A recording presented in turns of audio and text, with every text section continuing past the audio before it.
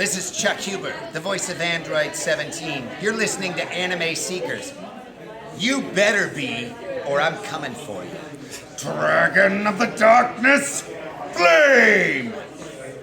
Toku Secrets is a podcast run by the Anime Secrets website. Check us out at animesecrets.org for more anime, video game, tokusatsu content. Remember to follow us on Spotify, Apple Podcasts, YouTube, or wherever you listen to podcasts today.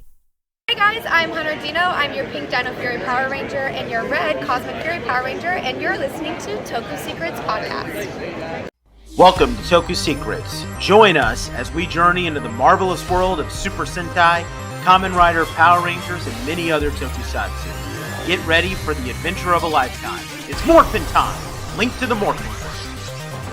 I'm Nathan Desai, the dazzling adventurer, Spoken Silver. I'm Patrick Allen, I'm Shinken Red. And I'm Rizwan Merchant, Gokai Red. And I'm Anthony Davis, also known as Curia Green. And we're Toku Secrets. Today, it is time for Time Force. And yes, that pun was totally intended. Because we reviewed all of Mirai Sentai Time Ranger, and we enjoyed it. We had some issues with it, but I mean, we still agree that it's a decent Sentai at worst. But now all of that stuff, at least for now, we're not going to be paying that much attention to, because today we're going to be taking a look at its Power Rangers counterpart, which was adapted into a just as good Power Rangers season. Although which one is better, we're going to find that out in another podcast when we do the verses. But today, we are taking a look at Power Rangers Time Force. And thank God we're doing this now, because last week was scary. Or a couple episodes ago was scary when we recorded Godzilla -1. Oh, yeah, because... Yeah, I got transported into the world of kaiju, guys. And you met this... And you guys weren't there. Well, I mean, you had another Nathan to keep you company, an imposter Nathan, and a not real Nathan, but... I think he's Kaiju Nathan and you're Sentai Nathan, but he's also a Sentai fan, so I don't know. I thought you were going to start going all full Sundari on him. He's not a real Nathan like I am. Well, you'll get that. You'll get more of that joke when you watch the intro to that podcast. So... Nate, at some point, we're going to have you and Nathan on at the same time, and we're going to have a battle royale to see who's the real Nate. Yeah, that'll be cool. Just like how they should have, like... to be safe, you must shoot both of us. They should totally have a Sentai battle royale to have like Red Mask versus Shinken Red to see like who's the better Takeru. Which I mean, it's Shinken Red, but still. Yeah, obviously.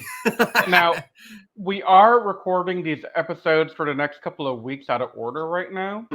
So we're recording this before the King Oja finale even airs in Japan. FYI to everyone listening back at home. Yep. So don't trust anything we reference today that we may not reference in the podcast before or the one after, because time is kind of weird, just like Time Ranger and Time Force to some extent. We're gonna get to that in a few minutes, but let's get there. All right, so most people know what Power Rangers Time Force is. I mean, it's everybody's it's many people's favorite Power Ranger season. I mean, I still prefer In Space, but I mean, Time Force is one of those seasons where if you tell me that it's better, I'm not going to be mad at you. But let's go over the plot for all 1.5 people who do not know the plot to this Power Ranger series.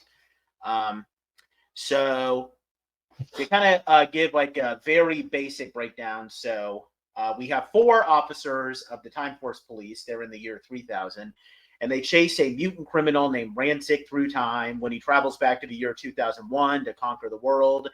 Their ship is damaged, and they're not able to call for help, so they have to team up with a rich youngster named Wes Collins to use the Time Force chronomorphers to become the Time Force Rangers, and they defend the city of Silver Hills from Ransik.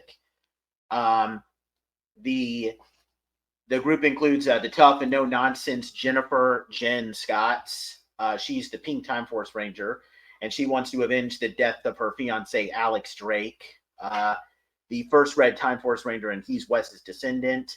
Wes is the Red Time Force Ranger. He's able to use the Morpher because his DNA matches Alex enough to unlock the Morpher. We have the suave, cool, and reserved Racer, Lucas Kendall. Blue, bubbly, energetic, and super strong Katie Walker. Yellow, and the wide-eyed and curious yet intelligent alien.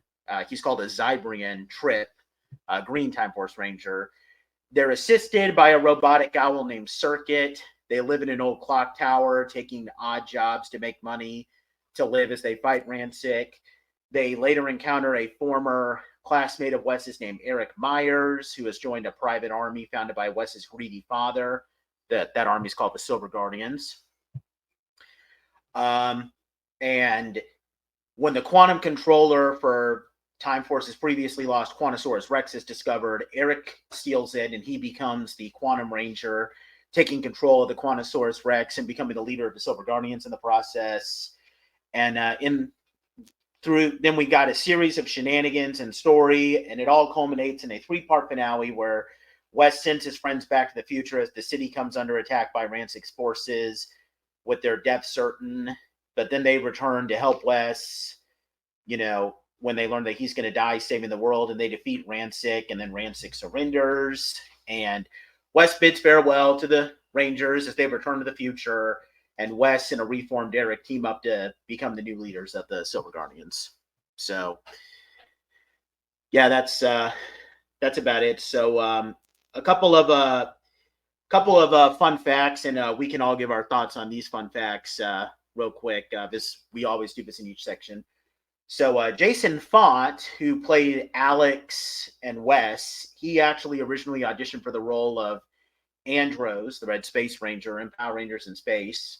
He lost the role to Christopher Kamen Lee, which isn't it funny how this actor is connected to both Red Rangers, who's effectively we all consider Andros the GOAT, but I mean, Wes is the only person who could conceivably be the GOAT besides Andros. What do you guys think? Could you see Jason Font playing Andros? I'm glad he didn't get it, because Christopher Kamen Lee is such a good Andros. I mean, I have no doubt that Jason Font couldn't pull it off, but also Christopher Kamen Lee just has that thing about him. I don't think his voice would have worked for Andros. Honestly, no. I mean, I just think it's funny how both Wes and Andros are the two GOATs, and Jason Font is connected to both of these characters. That's so ironic. Definitely awesome. Michael Copon, who plays Lucas, and Deborah Estelle Phillips, who plays Katie. They were fans of Mighty Morphin prior to auditioning. Apparently, Phillips didn't know that the show was still running when she auditioned for Katie, so that's pretty funny. Dan Southworth, who played Eric, and I actually had the honor. Dan Southworth was the first Power Ranger actor I've ever met, and I did an interview with him a couple of years ago. You should go check that out. He had a long history with Saban prior to being on the series. He auditioned for Adam Park, the second Black Ranger, but he was one of the final people considered, but then he obviously lost it to Johnny Young Bosch. He did some stunt work for Saban. He performed as the Red Ranger on a series of live stage shows.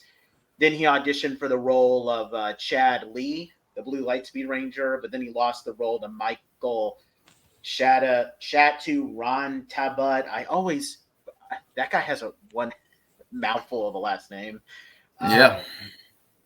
He still worked as a stunt actor on Lightspeed Rescue before finally winning the role of Eric Myers, and he actually performed all of his stunts on the show, which I'm so glad that he didn't get those other two roles, because one, he's perfect as Eric, and two, he looks exactly like Naoto, as we said in our Time Ranger reviews. So it's like the stars perfectly aligned for this man to be the Quantum Ranger.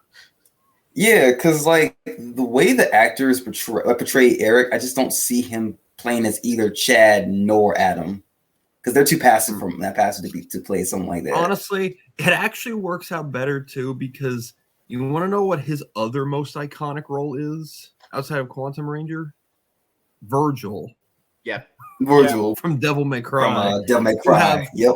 Yeah, he's not quite as diabolical as Virgil is, but they speak in that same kind of condescending tone of voice, so Yeah. it works. Yeah. I mean, I'm glad that he didn't play Chad, because honestly, the way that Chad was written in Lightspeed Rescue, I think he It would have wasted him. It would have wasted his acting skills. Yeah, easily. Like, Chad is a forgettable Blue Ranger, unfortunately. I still like the guy, but just he's all right. I won't say he's forgettable. I have to say he's all right. He's a C, maybe low B tier Blue, but he's C tier for me, I think. And speaking of Eric, he was originally supposed to die like his Sentai counterpart Time Fire. They apparently had 2 scenes filmed. One of them had him die, and one of them was the scene that they ultimately used where he just gets injured and gives the morpher to Wes. Apparently Fox Kids did not like the scene of him dying, so they decided to cut it. But because they decided to let him live, this was apparently a very last second decision. They actually had to reshoot the entire final scene of Wes bidding farewell to the other Rangers at the beach, specifically to include him in that scene, which is why he doesn't have any lines in that scene. Well, okay, he has one line where he tells the Silver Guardians to salute, but he doesn't say anything to Wes, which sucks, but it is what it is. Circuit technically Circuit is derived from the Sentai, but all original footage of Circuit, so pretty much every scene of him at the clock tower, was made with a newly made prop, because the original Toku prop used in Time Ranger got damaged way beyond repair, so they made their own Circuit, which I'm surprised, because Circuit in Time Force looks exactly like Taku looks like. I don't think I could tell the difference. Yeah, no. If you were to say that it was a new one, if you didn't say, I would have assumed it was the same. Yeah. So, I don't know. Usually you can tell when Saban makes different things. For example, in Power Rangers Turbo, they use different suits for Elgar, Rygog, and Porto. Yeah, I knew that. Power Ranger, but you can maybe not with Porto so much, but you can tell the difference between Elgar's Power Ranger suit and the Sentai suit, and same with Rygog. In Car Ranger, I forgot the name of Elgar's counterpart, but his eyes were more. They had a dark red hue around them or something. It made him look more angry all the time. Yeah. But in Turbo, it was just uncooked pig color all the way around. Exactly. He looked about as goofy as he sounded. I'll say that. Yeah, it did fit his more cartoonish personality better. But yeah.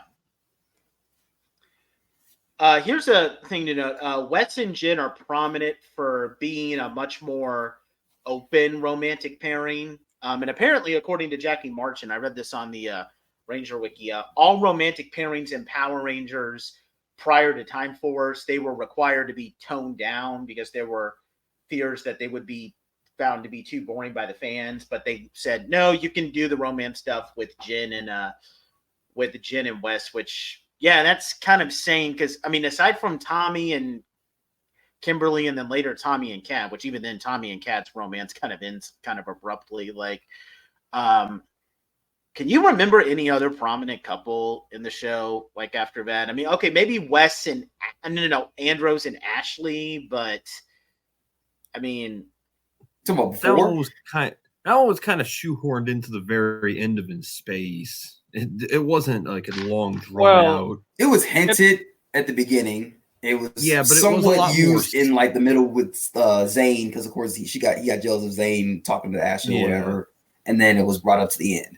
And they had one date before in a filler episode before the finale. Mm-hmm. Maybe they were trying to subtly hint with Leo and Kendricks, but then that got cut short. And I guess they wanted to try to imply that there was someone with Carter and Dana, but you could tell that they were forced to tone down that stuff in Lightspeed Rescue. So. Yeah. If there was supposed to be anything between those two, it was not shown very well. Because I never picked up on any of that. I did read somewhere that because of what happened with Valerie Vernon's character, Kendricks being, her being stuck with leukemia for a while until she recovered. She couldn't be back on the show, and they were going to do something with Leo and Kendrick, where they were going to like rekindle, I guess, a date or whatever. But I guess they changed their minds because I guess with her being in the hospital, she can't film. So yeah.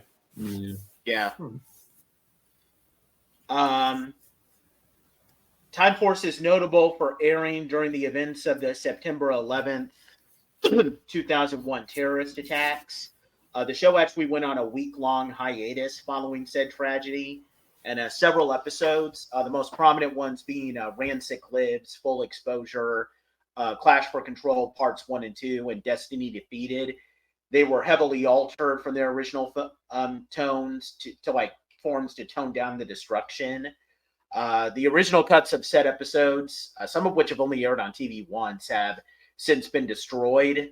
There's little hope of ever seeing these things be released, but you can see, with the exception of Ransik Lives, which was never on a VHS release, you can technically see the pre-9/11 versions of Full Exposure, Clash for Control, and Destiny Defeated on the Time Force VHS releases, because all those episodes were released. But although Ransik Lives is kind of weird because, like, there's 3 different versions of Ransik Lives. There's the original where he makes his speech, and then we see the mutant blowing up a bunch of buildings. Then another version, which only aired once, 3 days after 9/11, they cut out Ransik's speech, and they play an instrumental version of the theme song while Ransik is speaking. And then now the current version, they play the full speech in full, but they've instead altered it to show the mutant blowing up mountains instead. So, and there's so many other changes. And there's someone who has a YouTube video that shows some of the pre-9/11 versions of the episodes. I'm not going to go into all those details, but you can go check that out. I'm going to be perfectly honest with you. The shot of the monster shooting a laser and it cuts to an exploding mountain made me laugh for some reason. I don't know what it was, but it was just so awkward. Yeah. Maybe it was a quarry. Blow that mountain. That'll teach you. Fear me, dang it. I mean, in every Disney era team up episode, villains always seem to be willing to go after quarries. So, as Lynn Carl once said, "It's a freaking quarry." I mean, Dragon Ball did it. Everybody goes to the stupid desert out west. So. Yeah. Well, they only did it because they wanted to get to arm civilians or whatever. No, same. So I get it. Yeah, I think the funny part, probably the funniest part of this whole like post 9/11 changes is that in the 3rd episode, Something to Fight For, they have to change the lines to make it seem like Lucas has 2 lines where he says, like, looks like he's destroying the city, and they had to change it to, look out, he's coming back. And what this one other line, Lucas's lines apparently were not done by Michael Copon. Now, it's not as bad as that "no way" thing where this guy who was obviously not Jason David Frank saying Tommy's line and Green with Evil Part 5, but it's still pretty bad. Like, so. Did they ever explain who did that voice for Lucas's character? I don't think they did. No. He's uncredited. Oh. Couple of more fun facts. Time Force aired during the tragic death of Chui Trong, the actress who played Trini Kwan, the original Yellow Mighty Morphin Ranger. And the episode Circuit Unsure is dedicated in memory of her. May that woman rest in peace. That sucks. That was a horrible day for the Power Ranger community. Apparently, Deborah Estelle Phillips said there was an option to make the Yellow Ranger male and the Green Ranger female because, let's be honest, the Yellow Ranger suit in this series looks incredibly masculine. And I mean, you've seen Domon. Like, there's no way, like, you could probably get away with saying that, like, Ginga Yellow and Go Yellow are women in the suits, but there is no way that you're going to be able to convince anyone that a woman is in Domon's suits. Like, No, Domon No. had that shoulder width that is not feminine in any way. Yeah. Mhm. It's just like I'll always find it funny that Tiger Ranger was turned into a yellow, and Boy was probably the biggest of the Zoo Rangers, and Trini was the thinnest of the Mighty Morphin Rangers. so it was so obvious that there was something wrong there. yeah, almost like how Retsu and Geki Ranger is taller than both John and Ron, but in Jungle Fury, Theo is shorter. Yeah, than Theo Lily. was the smallest of the three. Yeah. But apparently this is part of the reason why Deborah Estelle Phillips was chosen to be the Yellow Ranger, because she was very tall, and she's not a tomboy, but I mean she's a well-built woman. And I've met her. She's a very nice person. I'm not meaning that in any creepy way, but she does look like she could be in Domon's suit, if that makes sense. Now, according to Dan Southworth, he said this in an interview at Power Morphicon 2007, and he actually confirmed this in his interview with me, too. And this is something where I remember when Riz saw this, he was actually kind of freaking out, because it's like, wait, we could have got this, but instead we got Wild Force? That there was so much chemistry between the cast and the crew that they wanted the cast to return for a second season. Now, it's unclear if it would have been a continuation of Time Force, or if they were just going to have the Time Force actors come back and be like new Rangers and like Wild Force and Gal Ranger suits. But they scrapped it because Disney bought the franchise, shortly before Time Force ended, and they were planning to reboot the franchise after Wild Force without having to worry about continuity. So they just decided, no, we're not going to do that.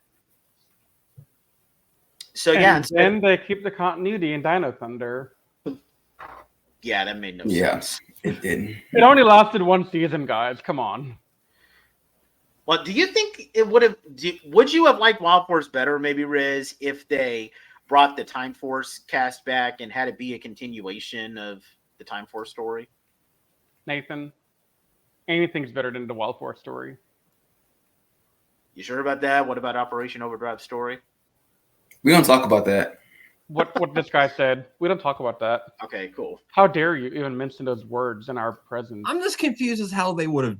I'm just confused as to how that would have gone if they had chosen to do a second season of Time Force, but then use Gal Ranger assets. They're tonally and aesthetically they are so distinct from one another. I don't know how they could have made it work.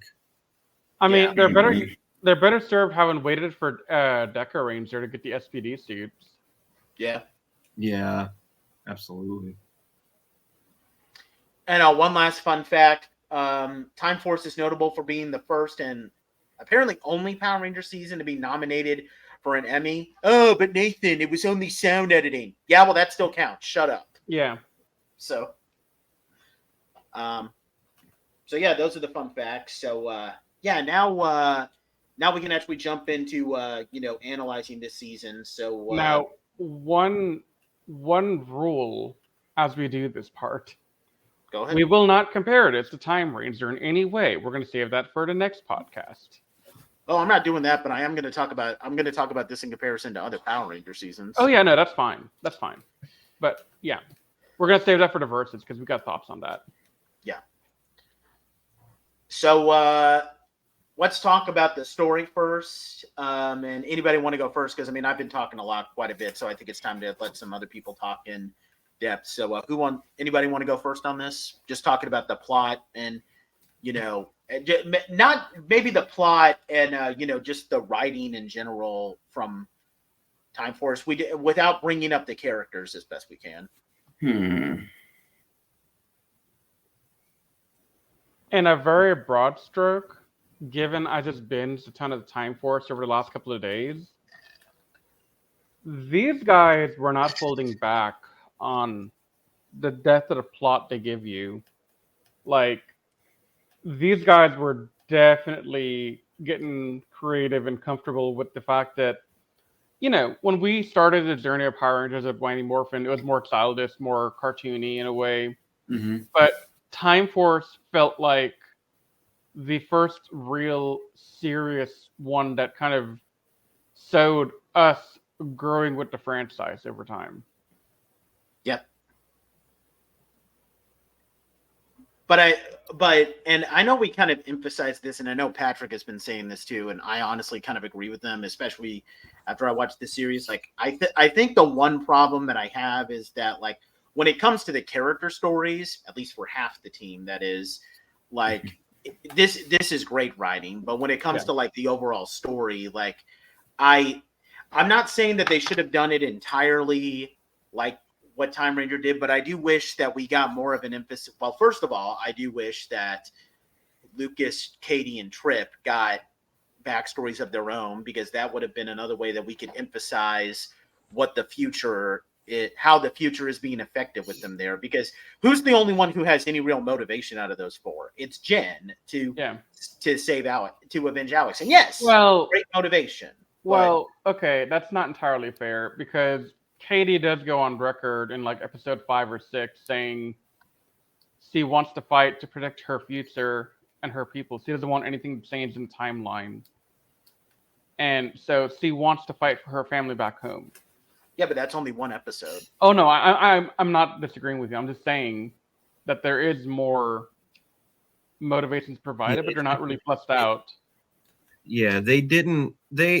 And I know this might be dipping into the next video, but it's a point I do want to bring up about those three characters, is that they really should have taken more inspiration from Isa, Domon, and Shion for these three, because there were some good character foundations that they could have weaved into these three characters to really bring the whole cast around, but they just kind of established the base characters for these three and then chose not to do anything with it. I think part of the problem here, honestly, is that Time Force was 40 episodes and Time Ranger is 50. So they had 10 more episodes to play with in Japan, which I think is what they kind of used to help flesh out, especially like characters like ISN. We're going to get to that more in our next podcast, but I think the length of the seasons do factor into this a bit. Yeah, but I just still think that Time Force had a little bit too many dead episodes that could have been used better. And this is a point. This is a point I'll bring up a lot more when we get to the next one. But I think Time Ranger used its time episode to episode a lot better than Time Force did. And I mean, I get what you're saying with the length of the episodes, Riz, but like, here's where the problem is. Like, they wait, like, some of the episodes are, I mean, we have to admit, kind of wasted. Like, do we really need an episode where Katie gets transported back in time and she spends like 15 minutes of the episode trying to help some guy who's kind of a pussy in the past, try to help him become more of trying to become a bit more of a, not a coward. And then at the very last minute, the writers are like, oh wait, this is a Power Rangers episode, right? We need to add in an action scene. Okay, we'll just pull some stock footage from a Time Ranger episode we haven't used in and just shoehorn it in for like 2 minutes. It's so funny you mentioned that episode, because I genuinely enjoyed that episode until we got to the Power Ranger part of the episode. Yeah, that's crazy. If it was in any other show, it would have been a fine episode. Oh no, this is like Back to the Future vibes all over the place. Yeah. But it didn't fit in, because part of the Time Force, there is a fault with Time Force. So all y'all back home listening that are going to be like up in pitchforks and all that right now, sorry. But they tried once or twice in the season to lean into like the idea of time traveling around and doing stuff in other periods of time, but they don't commit to it. Like if they had gone like full on DeLorean mode, like, hey, let's just go joyriding around time to find Ransik and his villains, that could have been a different take on it. But having, to my count, 3 episodes where they do something like that, and those being Katie going back in time, then Black Knight thing, whatever that is all about, and then whenever they get the Q-Rex. Yeah. Those are the only 3 times I can think of where they do something to say, hey, we're going to jump around time in some weird way. In the Katie one, they're not even time traveling per se. It's more like left up in the air. Like, is he dreaming? Is he hallucinating? Does he have bad seeds? I mean, what's the deal here? And that's not the only episode, but like Mhm. maybe like Mhm. and with Lucas in particular, like I get why you can't copy, and again, I don't want to like I hate to I don't want to dip into Time Ranger too much. You don't have to do Ayase's thing, but like Yeah. why not give him a story where, I mean, he's kind of a womanizer. Why not have him meet a woman that he falls in love with in the future? Because I mean, the writers were letting all of this prominent romance story stuff with Wes and Jin. So why not give Lucas a romantic interest that's like recurring in the show instead of just having a really dumb filler episode where he goes on a date with Nadira, which I'm going to go on a complete rant about that episode later in the podcast, but that was completely stupid. And but no, instead of, adapting that arc with Lucas, let's just have one episode where Katie meets this photographer and then he's never going to be seen again. Like, so Yeah. it's like, and we didn't need you could have had episodes with Lucas like that, like have the episode where Katie meets the photographer happen a little bit earlier before Eric shows up. And, he meets this woman that he falls in love with. Maybe have that one episode where he clashes with the Dash guy, and that other episode where he has to help that little girl. Like, again, like I get what you're saying, Riz, about how Time Ranger has 10 extra episodes, but there's room, even with these 40 episodes, for better character episodes for these characters that they just wasted. Oh, absolutely. I agree. There is Yeah, stuff that true. they could have done better, but I think they do focus in on other stuff, which we'll get to when we get to it in the next podcast. Yeah. So, yeah. I don't know if this would really delve into like versus stuff, but I think bringing up Time Ranger for this next point is kind of a point I need to help reinforce the point. I think Time Force, when it tried to do its own original stuff, was great, but I do think that it was held back by the fact that they had Time Ranger footage that they kind of had to use, and they tried to weave it into the story to explain what was going on, and it was kind of mishandled. Like the whole what a great extinctions thing that was, like, of course, the big prominent part of the finale of Time Ranger. I thought it was poorly implemented into Time Force as just like this throwaway. Well, there's just space portals in the sky, and that because it wasn't the main catch of the finale. Did they really have to put that into the series, into the Time Force ending? Yeah. Could they just cut that footage out? Because it felt really forced in Time Force's ending. Which part are you talking about? The great extinction from Time Ranger's finale. How they wove that footage into Time Force, it didn't really fit to me. Yeah, there was some. Yeah, it felt like Time Ranger having some footage that they kind of had to use, kind of jumbled Time Force's plot in some places.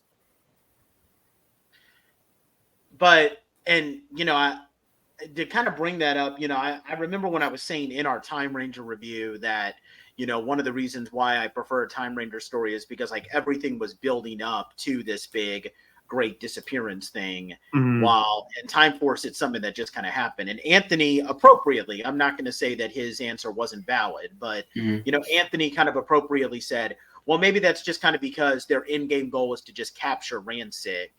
And it's not really related to that. And yes, that's a valid argument. But I think the issue that I have with that is that kind of ultimately means that Time Force's plot is a bit more of a cliched thing where, oh no, there's this evil guy who's trying to take over the world. Admittedly, he's trying to take over the world in a more creative way. Like he wants to go back in time and conquer it. We're at a time when no one can stop him. But at the end of the day, it's ultimately just, him trying to. It's ultimately them just trying to stop an evil dude who wants to take over the world. And I'll talk more about Ransik in the next segment. Yeah. But but in the case of Time Ranger, like it's more of it's emphasized more. And I mean, ironically enough, I mean they don't really try to play up Doniro as a big threat. It's more of we're not trying to just stop Doniro. We're trying to fight for better futures, which is emphasized through these characters all having like issues in their future that they want to fight for. So and that does ultimately go back to the biggest complaint that most people have with Time Force is if they had established and explained the changes to the future and how Ransik traveling back in time affected things in the future, then maybe they could have woven the Great Extinctions thing from Time Ranger into the finale a little bit better, and it would have had a bigger impact. But because they never addressed it as prominently as Time Ranger did, that whole part of the finale just felt like an obligation for the Sentai footage. And it really brings the big. I think that makes the biggest flaw of Time Force a little bit more of a flaw when we have Time Ranger under our belts now. But I would probably say this, like when it comes, and I've said this before, when it comes to individual character arcs, namely with Wes, Eric, and Jen, that this is like S tier story arcs, and thankfully the show seems to be aware of that because most of their best episodes, which take up most of the series, are revolving around those character arcs. But when it comes to like the actual story, okay, it's not bad. In fact, I would say that it's still top 10, maybe top 5 in Power Rangers. But if I was going to compare this to the plot of not Time Ranger, but like In Space, like I think In Space's story is much more like fleshed out. It has a lot more build up to the finale. Okay, so like I mentioned before we started, In Space has a humongous cheat code available to it that no other season that we could ever put into running for being the GOAT of the franchise can ever even claim to have. They literally have like 5 seasons of build up. Mighty Morphin, CO Turbo, like all that stuff is build up for In Space. So I cannot let you make that comment without mentioning that. Okay, but to make a different comparison, I would probably say, I mean, and I'm watching the series right now, so Lightspeed has a better plot. Possibly, yeah. I would go that far. I would go that far. Yeah, I agree with Patrick on this one. I think Lightspeed has a better plot. I think SPD has a better plot. I think SPD and Dino Thunder have a better plot. Dino Thunder. I would debate Dino Thunder a little bit just because my biggest complaint with Dino Thunder is that it just did not know how to properly end story arcs and everything, and every kind of storyline just kind of fizzled out as it went along. Yeah, but I want to say, but when it was in the middle of process of going, I would agree with you. But to its completion, I can't 100% agree. But Jungle Fury, I would say, is better. Jungle Fury, I would say Jungle Fury too, because at least with Jungle Fury, I wish that they delved more into the mythology surrounding Pai Schwa. But if I take out that, like, it's pretty clear there was this evil guy 10,000 years ago, Dai Shi, and these people for 10,000 years have guarded him, and they have to stop him. And this is the story of the 3 current Guardians. And then I would even go as far as to say that RPM and Dino Fury have better plots than Time Force. I don't know if I'll go that far with that. Well, okay, the second half of Dino Fury, yes, but the first half of Dino Fury is a bit more lackluster to me. Well, that's why I was talking about the entirety of the series. No, but what I'm saying is, I know what you mean.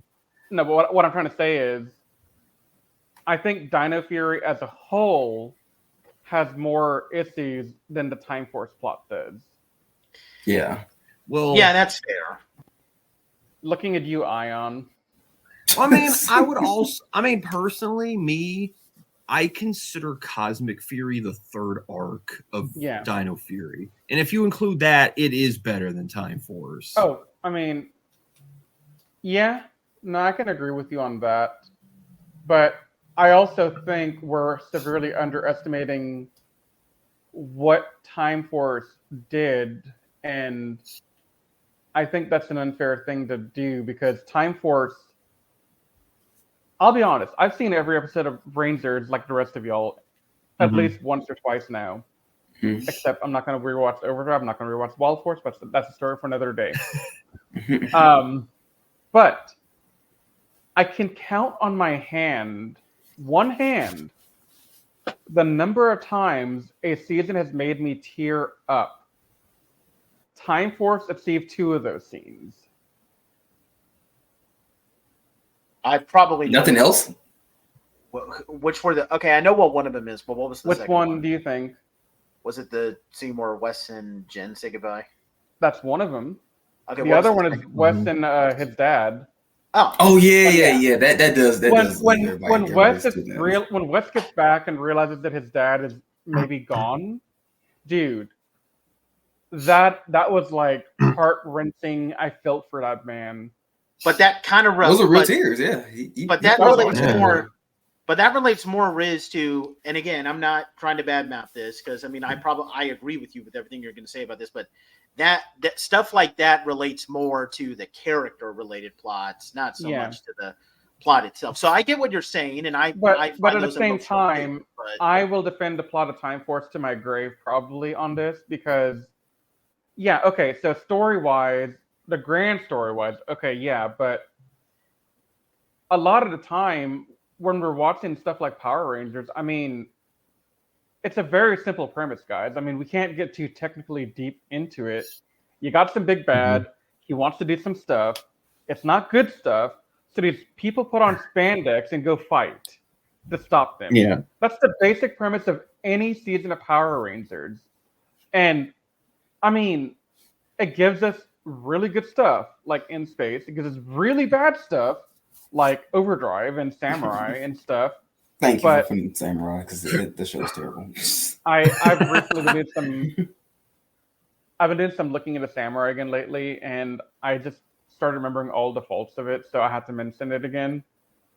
But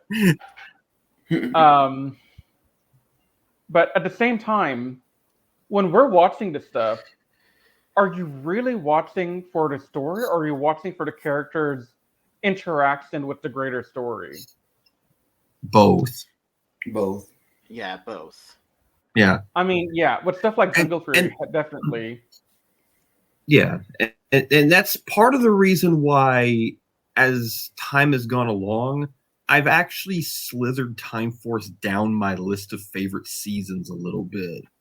Because, like Nathan's saying, and like what you're saying, character writing, especially with the core 3 of Wes, Jen, and Eric, they're 3 among some of the best the series has, but its plot is a little bit middling compared to, like, let me say my 1 and 2 favorite seasons, In Space and SPD, which I think does character and plot incredibly well.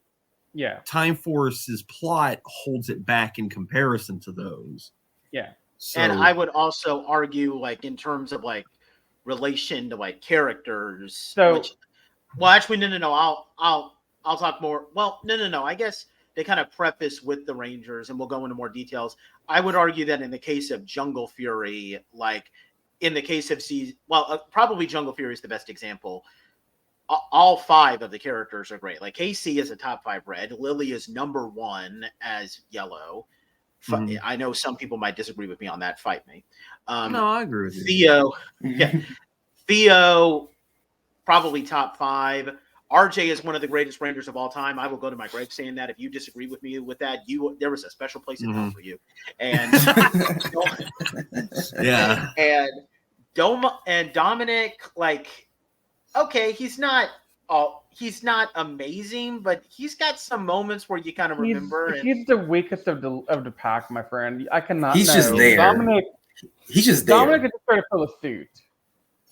Yeah, but So, I mean, it's still mostly like a great team, and even with Dominic, you could make the case that his biggest problem was that by the time he came in, the series was already halfway over. Yeah. But like in the case of Time that's Force, that's most seasons though. Yeah. but in the case of Time Force, like I would argue that another thing that kind of bogs it down is the fact that, like, okay, I mean, yes, Lucas, Katie, and Trip, not the worst.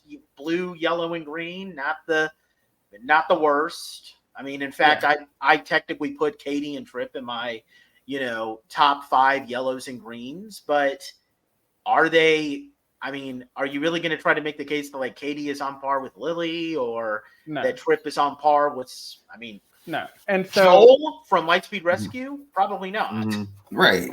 And going back to something that you and I talked about in the past, Nate, the Black History Month Dream Team that I put on my personal Instagram, the reason Katie got that spot is because of the African American yellows, she's probably the best of them. Because I didn't want to reuse Mighty Morphin for 2 roles.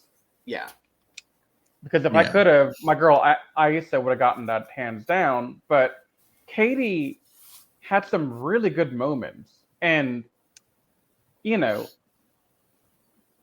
nothing wrong with her. Now, Lucas, on the other hand, we were talking earlier about that, Nate. Lucas isn't a bad blue. He's not like Kevin from Samurai. He's not like Dax from Overdrive. No. He's not like. He's not even as bad as like, I don't know, who's another blue I don't really like. Max. Yeah, Max. No, he's way better than Max. But I would say that, like, but at the same time, to finish, Wild Force Ranger. but at the same time, Lucas on his own, if you're going to put him in the S tier ranking system, probably high C, low B for me. That's fair. I don't know. He's more of a low C, possibly high D. I'd say just C for me. It's just a plain C. Well, okay, negative, no, minus. It's just C. Like he's not as bad as like. I mean, honestly, like I would probably actually, to be honest, maybe I would put him in the C. Well, I mean, we could talk more about this when we analyze Lucas later, but like, but like he's like in between, like he's kind of like that bridge between like he's not as annoying or as like unbearable as like Dax, Max, or I mean, Kevin. Okay, so Kevin. Well, Kevin was just boring. Kevin was annoying. Yeah. He was Ryosuke without the charm. We're samurai. We're gonna fight. Right. Kevin. That's literally how he talks. Kevin just was a bad character, but Lucas, on the other hand, he's not bad. I mean, he has some really good moments here and there. Me and Nate are going to disagree in the. I've seen worse, honestly. Yeah, I think Nate. Hang on. I got to say this right now because I want to see if this will trigger Nate or not. I actually think the date episode that you're going to rant about later was not bad. Okay, I'd like to see how you defend that.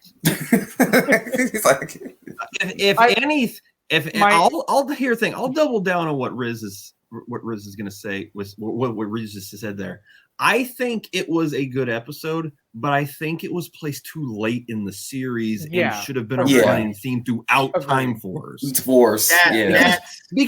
Because you wanted Lucas to have a love interest, he got a love interest. Yeah. Okay. But if not her, honestly, and going into Nadira, for example, just to skip ahead a little bit to the villains, because I do think she's a character we're talking about, unlike her Time Ranger counterpart. She does. Yeah, I don't remember, but that's exactly my point. You know what? Let's just use this as a segue to the villain segment. So let's go ahead. Okay. Yeah. So I'm going to talk about Nadira there because her role in the finale was underrated in this series. Yes. She gives birth to the kid. She helps Ransik kind of turn the page to realize that maybe he had gone too far. Yeah. I think if they had established her and Lucas earlier, and then they had kind of made them like they were opposing one another, but they still like saw eye to eye and had feelings for each other as the series went along and slowly got closer, and it progressed throughout the series. And that eventually led to being a part of Ransik's change at the end. Not only would that have helped, it would have been a better story plot for Lucas, but it would have been a whole new dynamic of, it would have just added a whole lot more depth to the show in general, because it would have had this tension between both sides. It would have been a part of Ransik's development. It would have been a part of Lucas's development. And it was just another one of those missed chances as the season had a lot of. Honestly, exactly. That's like 99. Honestly, that's 100% of the reason why I dislike that episode. Because here's the thing, like, I don't mind. Fair enough. Like, this is Power Rangers, okay? So, of course, you're going to have episodes with, like, comic relief shenanigans like that. I'm cool with that, honestly. And, you know, Lucas ended up going on a date with Nadira. Cool. That's something that I'm good with. I mean, one of my favorite plot elements from Car Ranger is the fact that Red Racer has, like, an ongoing romance story with one of the, main villains. Like, it works. And it works. One of the best parts of Car Ranger. Legitimately. So I can get that, but my problem is, okay, either have this be early on and, you know, have this be like a way to like set up an ongoing romance arc between Lucas and Nadira, or the timing of the episode isn't even that bad if you use it as a way to actually give character development for Nadira. Like, you can have the same plot of Nadira, you know, thinking that Lucas wrote a poem about her and then ending up on a date because of a misunderstanding, but then have Nadira and Lucas form like this genuine connection. Like, Nadira's thinking, wow, Lucas is actually not that bad of a guy. Like, he's actually kind of nice. Are humans really as bad as Daddy says? Like, do I really want to destroy humans? And then Ransik intervenes and forces them to break up, and then have the episode end more on Nadira thinking, I mean, I just had a deep connection with a human. Like, maybe humans aren't as bad. And then that makes the moment where she helps give birth to that baby much more powerful. Yeah. And shows sympathy to Frax, because that moment was actually quite powerful when she felt bad about Frax being taken away. So, doing that would have done wonders for 3 characters. Exactly. Yeah. And she called him by his real name. That's deep stuff. Yeah. Yeah. And but it was a point that you were about to bring up. They go to the endgame arc. Yeah. It would have been perfect. And to bring up a point that you were about to hit on, Nate, before you kind of derailed from it, they did play this episode for laughs. That's the part that gets on my nerves. Yes. That this episode wasn't taken seriously. When it should have been taken seriously. I mean, I like the laughs. Okay, you can play an episode for laughs. You can have moments for laughs, but have there be a reason for the laughs instead of just being like, "Herd nerd, they're going on a date. Isn't that funny?" Yeah. Like, well, I think if Ransik, if Ransik didn't like intervene and actually try to puff Lucas up, and he was actually kind of against it the whole time, and then that's what kind of made it a continuous thing, that would have helped immensely. But the fact that Ransik was there and was like defending him and like cleaning off his jacket and everything, that's what made it stupid. I mean, it was funny. It was funny. Because we're like, funny, But no, I think that was also to the detriment of the episode at the same time, to me at least. They're like, hey, destroy the other Rangers, but leave Blue alone. It's like, you think Blue's can just sit there and let him just kill your friends like that? No, he's like, that scene. But then later he's like, hey, I want you to fight all the Rangers, but I want you to kill Blue this time. And he's like, you just told me not to kill Blue. Now you kill Blue. Make up your mind. What do you want me to do, man? Okay, that's funny, and maybe you could have fit that into the episode, but again, like, have the filler. Don't just have it be a stupid filler episode that you're playing for laughs.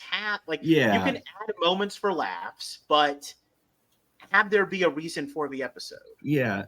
I mean, when I sit here and think about it, I think that episode had the most wasted potential of any episode in Time Force. Honestly, like when you think about like the deep meaning of it, yeah. But Mhm. I will defend it, saying it was a funny episode, and I enjoyed watching. Oh yeah, no, You know what, Riz? It's funny, sure. I have a favorite episode that y'all be like, wait, that's your favorite episode? Like out of all What the is Time it? Force episodes. Well, we'll get to that. We're gonna Okay. talk about our favorite episodes at the end. Well, no, I'm only saying this now because like with Riz said his, like it has my reason is very different from y'all's reason. Yeah. The Love Suck Rangers episode is my Oh, I didn't like that episode. what? Okay, Anthony, you can talk with Riz about that when we get. No. Okay, we will talk about this, Anthony, when we get to the versus episode. Okay, because I'm just I have thoughts on this. I'm like, how could you not like that episode? Well, whatever. So let's talk a little bit. We've already talked about Nadira in depth. Let's talk about the main, the head honcho of the villains. Let's talk about. Well, you want to do Frax Ransik. first? Actually, yeah, let's do Frax. Okay. Mhm. So Frax is an interesting character here. And so when I watched him the first time, I liked him a lot more than I did this time. He just felt kind of, the story he had did not really feel like it was thought about until halfway through in the season. Mm-hmm. So Frax's I entire disagree. purpose. Go ahead. I feel like Frax is incomplete as a character because, like I said, because here's the thing. Okay, we start off great. I get why he wants to kill Ransik. I get why he hates mutants. The flashback where he shows kindness to a mutant and then a mutant says, "You're a fool," and then he blows up everything. Yeah. Oh, but I'm still going to take this medicine that you made that's going to keep me alive. But I mean, it makes sense. But why is he waging war against the humans then? Right. Ransik literally says in the episode where we learn about his backstory, humans are our enemies, and Frax says, no, humans are your enemies. Right. Hey, Because Frax why is a are human. you making giant robots trying to kill humans? And this goes back to the point I made earlier of them having to use Time Ranger footage hurt Time Force's plot in some regards. Yeah. But here's the thing, they could have just thrown in some lines, like maybe just imply before his backstory episodes that, I'm sure they would be copying Guillen's story arc from Time Ranger, but just establish being a robot is just turning him insane, and just like Guillen, he's developed this fascination with just wanting to watch the world burn or something like that. And it's implied, but subtle implications is not good enough. I feel that. Just drop a simple line that says, "Screw you and screw everything. I'm going scorched earth." He's just sick of everything, and then just let it roll, and it would have fixed everything. Like even the first episode where the first episode that kind of where he's trying to break away from Ransik, it's the episode that debuts the Time Shadow. And again, I'm not going to bring up the Time Ranger stuff because we'll do that in that thing. But all Frax's motivation is, oh, I'm going to prove that robots are superior to mutants. And it's like, okay, but you don't hate humans, so what? You're going to kill innocent people that haven't done any wrong to you by why won't you use it to attack mutants or something like that? Like Ransik releases a mutant and then you unleash one of your robots to go after one of those mutants. And see, that's my thing is I love Frax's backstory of with Ransik, the person, and all that stuff. That was all really well written. I just didn't understand why he was attacking the humans. Did you want to say something, Anthony? Because you said that you were disagreeing. Yeah, you want to defend, so let's hear it. Well, but for me, it's I do think that Frax is well written. I think that for his character, I just think that maybe he just wanted to. Okay, think about it. If he really wanted to go in for the long haul and like really want to try to gain Ransik's trust, why not just go ahead and just pretend that he hates humans or wants to attack humans or whatever? Especially in the Time Shadow episode, you could say that he was more or less trying to show that, oh yeah, I do. I totally hate humans. Like Ransik said, you know, like screw humans, like that play along to his antics or whatever.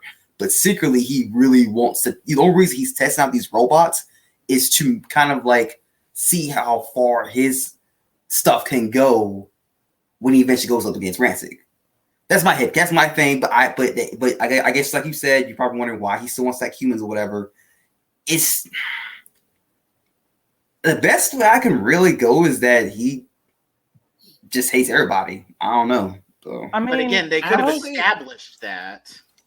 Well, it's more of a show. Like some stuff, they just show you. There's not really. You can't really just.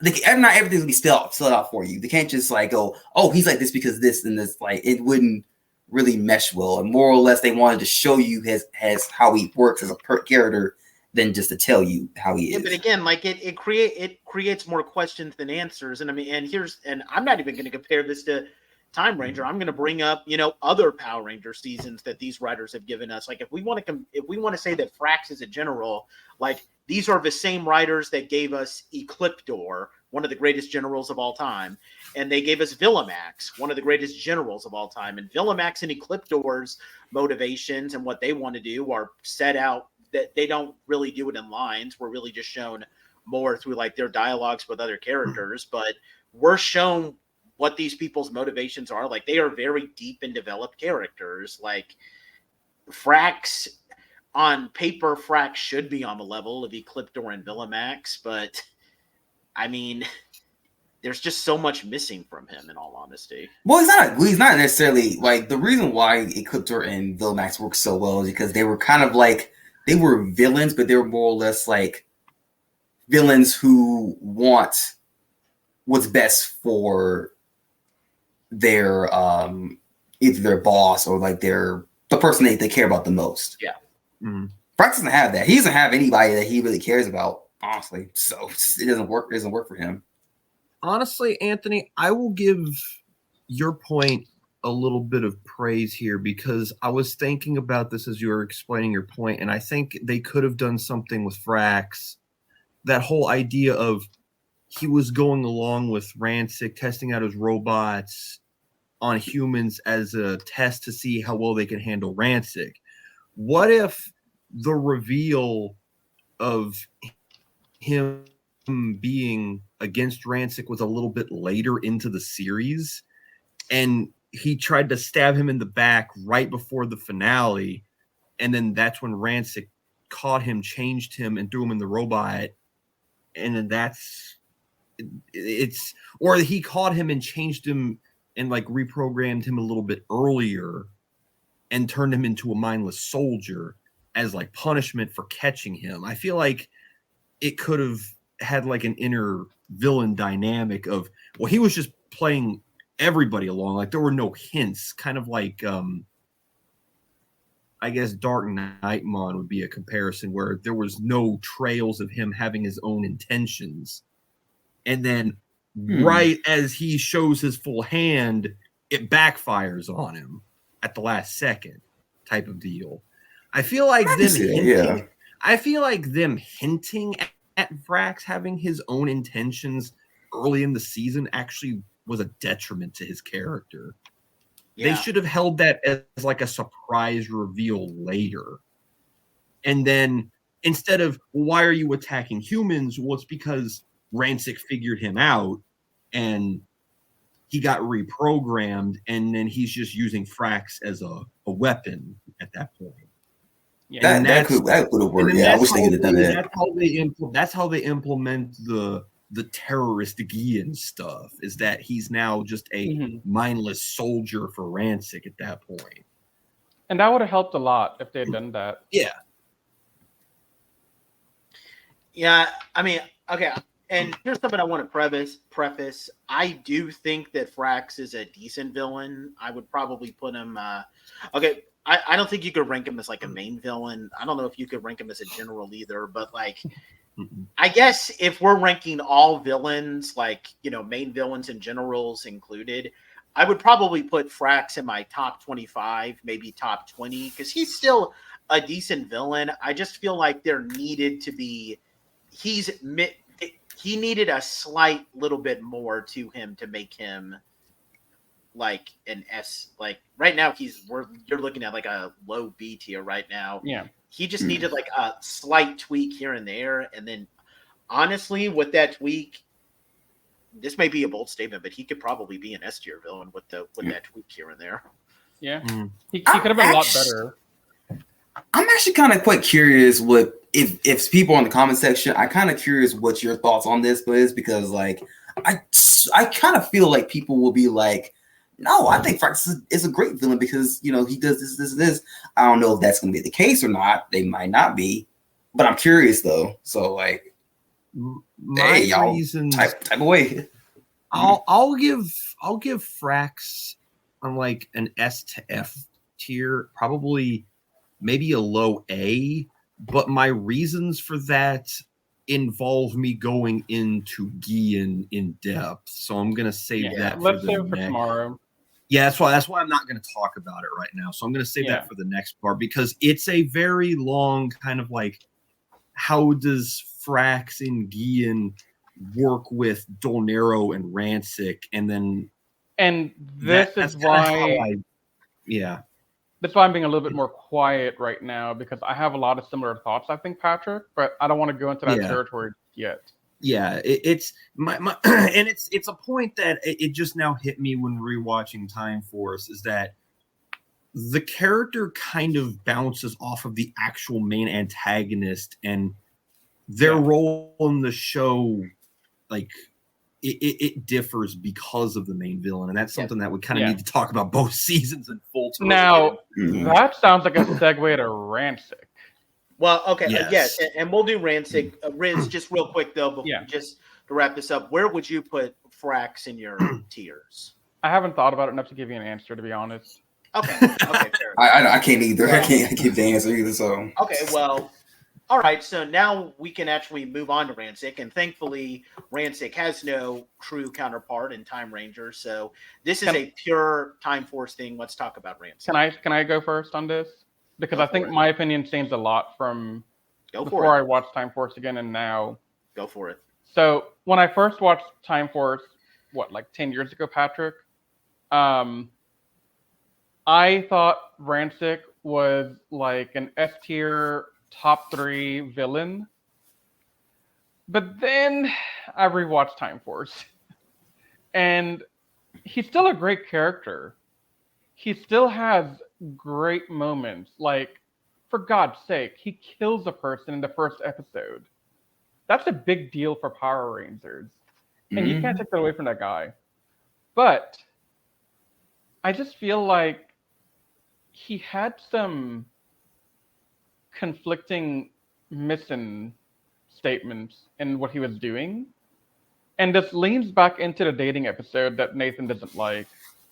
And it delves more into, okay, so while I thought it was hilarious that Ransik is brushing off Lucas and doing all this stuff, it paints him as not a real serious villain. It paints him more like he could be comic relief, which kind of foreshadowed his turn to the good side that we see in Reinforcements from the Future.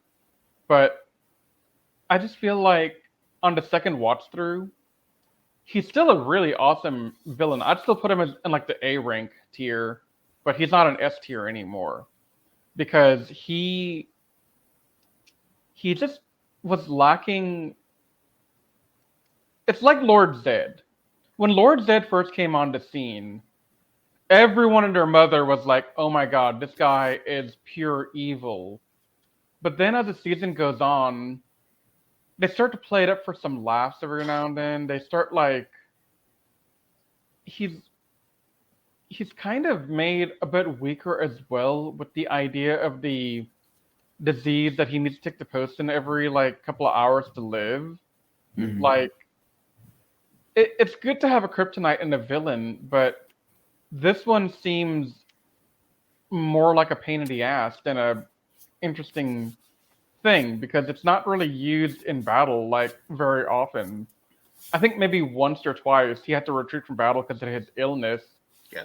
But they could have leaned into that a lot more and saved him for like special things like when he killed Alex. But Ransik comes out quite a bit more often than you'd expect to kind of hang with the characters and do stuff. He's a And bit I would- OP. He's a bit OP too. Have you like? He's what? He's OP as F. Oh, he's really OP. Yeah.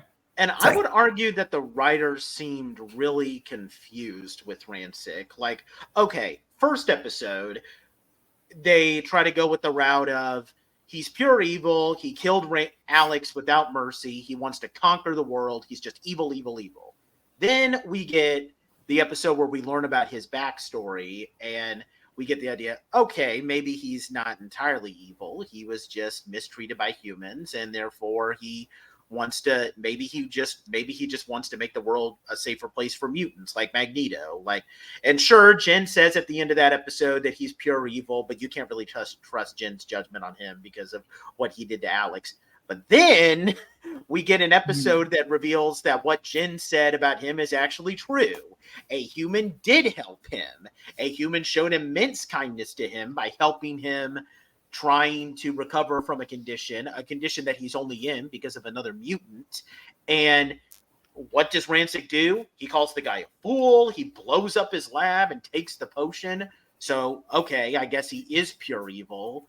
But then, and then in the last episode, it went from, oh, I want to conquer the world, I want to rule the world, to now apparently I want to exterminate all humans and just destroy all humans. Pick a lane with Ransik.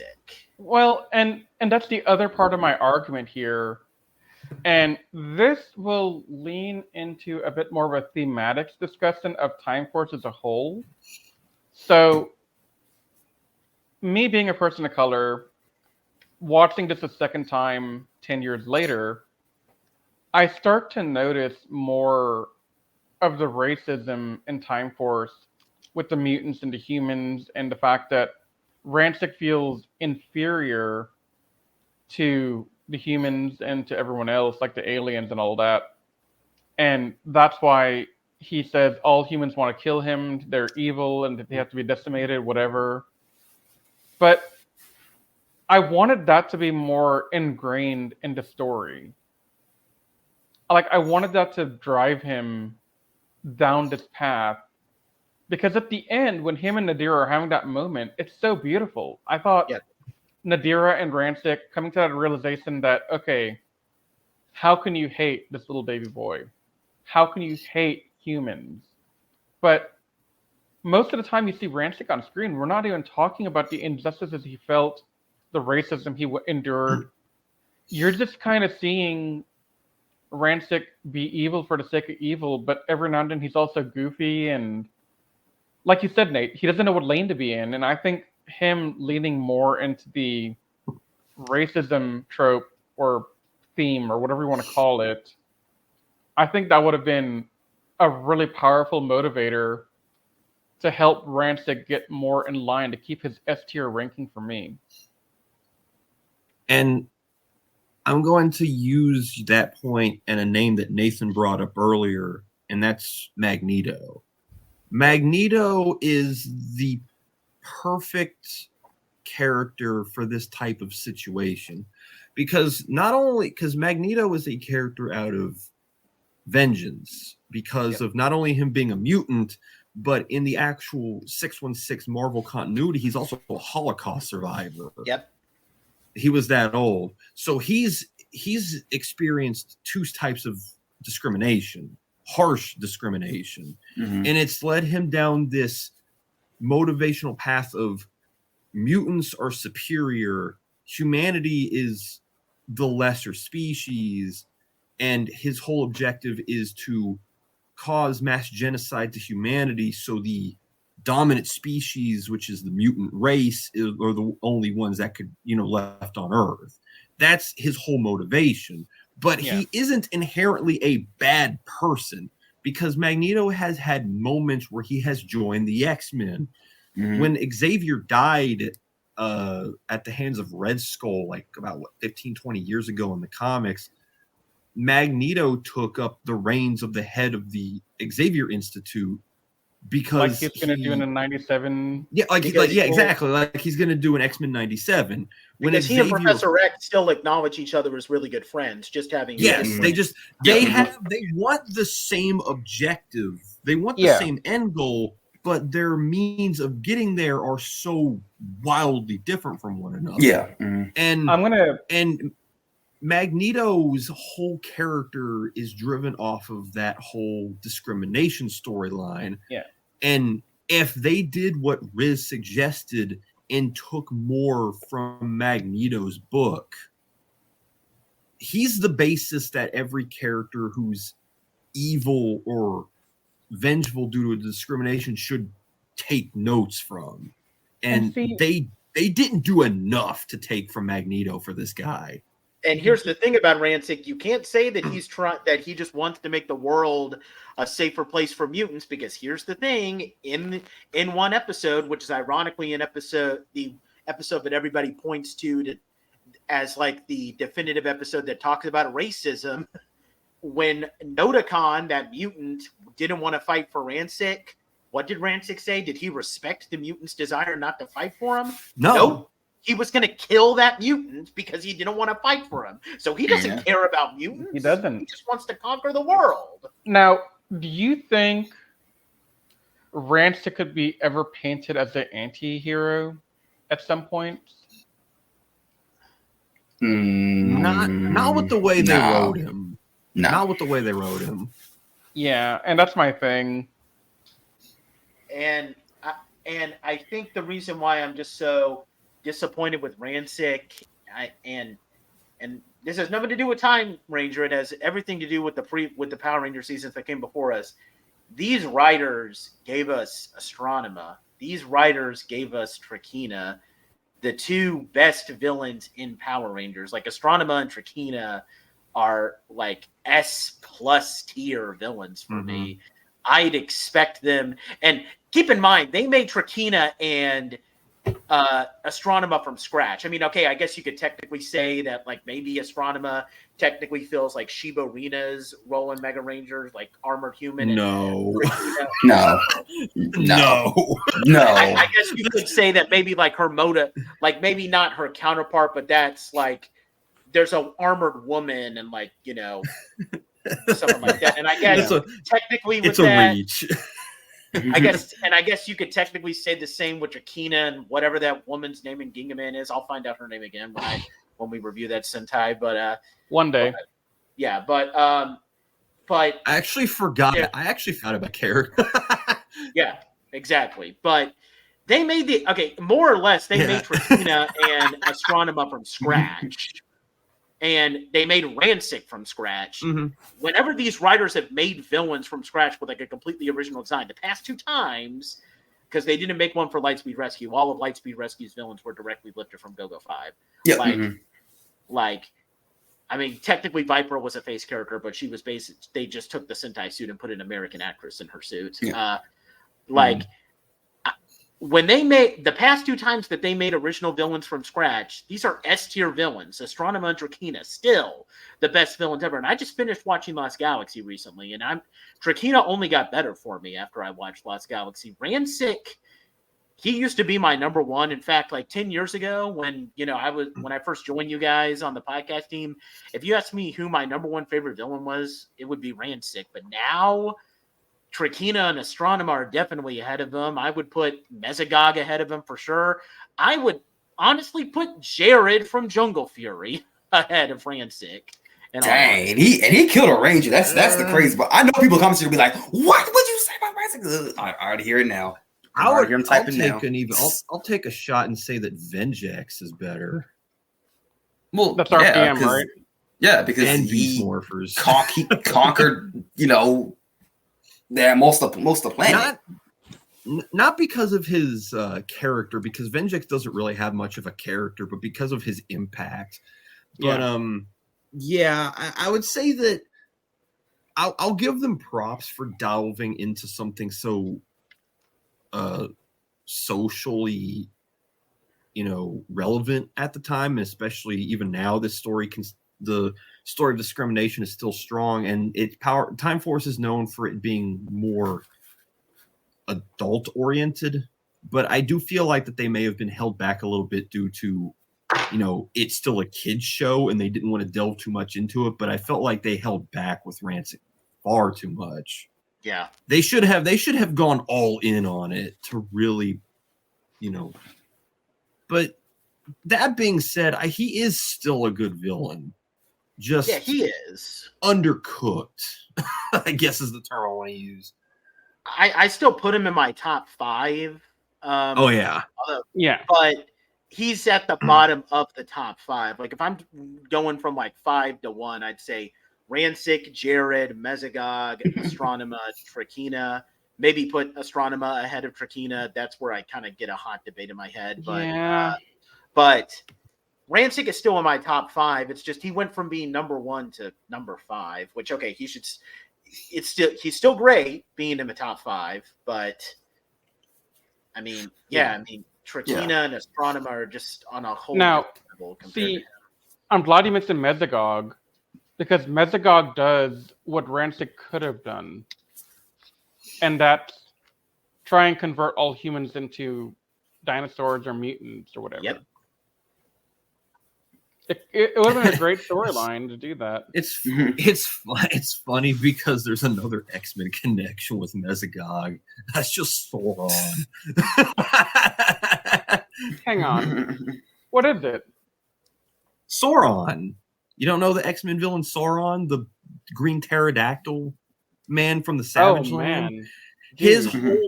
His whole story is that he wanted to turn humanity into dinosaurs. That's his whole point. Wow. All these villains to X-Men is awesome. Yeah, I'm a huge X-Men fan. So, but where would we? I mean, I know that I just said my my top 5, but like if I'm gonna put Ransik in like a tier, I would probably. I mean, he's mid A tier, because the only 2 S tier. The only 3 S tier villains I would say are Astronema, Trakina, and Mesogog. Then you have Jared. Then I would put Ransik, but Jared and Ransik are in the A tier. Yeah. I don't know if I would put Jared above him. I'm not that big of a fan of Jared. I understand why Nathan did it. Yeah. I have similar thoughts to him, but also I want to let that sit for a little bit before I decide fully if Jared or Ransik, because the argument can be made either way, and I'm just not certain where I'd land on it yet. Yeah. I don't know if he would necessarily fall under a villain per se, but I do want to put him under this category because he was an antagonist. No. I'm leading into somebody. I don't know if I want to consider him a villain per se, but he did fill the antagonist role for a little bit, so I would say Void Knight might be better. Oh, yeah, for sure. Than Ransik. Yeah, Tarek kind of Tarek was a great character. Yeah, I don't know if you'd want to consider him a villain per se, but I guess he does fill the role. He is for the first season. Yeah, and then just personal bias. I like Sledge a lot. I don't know if I would consider him better than Ransik, but he was definitely entertaining enough for me to put him up there with. He's entertaining, but he's definitely below Ransik. He's below Ransik. Yeah. He's below Ransik, but I think he belongs on the same tier as Ransik just because I can't hate the guy. Oh no! It's a bomb. So, do you want to move on? Yeah. What's no other villains? I mean, technically there's Gluto, but he doesn't do anything. We're gonna talk about him. He's literally just there. Tolnero is better next. Tolnero is better next. Gluto's boring. Move on to the supporting characters. Yeah, there's only one supporting. I mean, we could talk about Circuit, but I mean, he's just a cute owl robot. Circuit's cute. That's all there is to it. Oh no!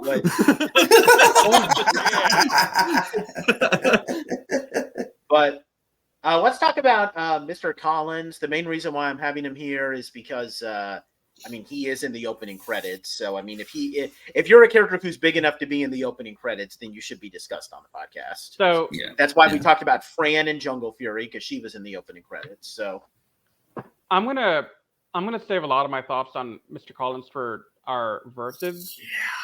So I'm gonna just say very briefly, he is a fantastic character. Yes. And I'm gonna leave it there. And we're gonna unpack this in our verses, because I cannot talk about him without Time Ranger. Yeah, that's fair enough. I'm just gonna. I'll add on to what you're about to say. We're going to rip Tatsuya's dad a new butthole with how much better Mr. Collins is by comparison. We are. We are. Okay. Because I didn't realize just how good of a character he was until after I watched Time Ranger. Like his Sentai counterpart is a dickhead. But we'll get to that. Before we talk about Rangers here, I feel like we didn't do it in Jungle Fury because they didn't have an episode, because Disney are a bunch of cheapskates. But tell it to Overdrive. Yeah, of course. But let's talk about the team up episode real quick, because I mean, team up episodes they're a big part of the series. We should talk about the team up episode.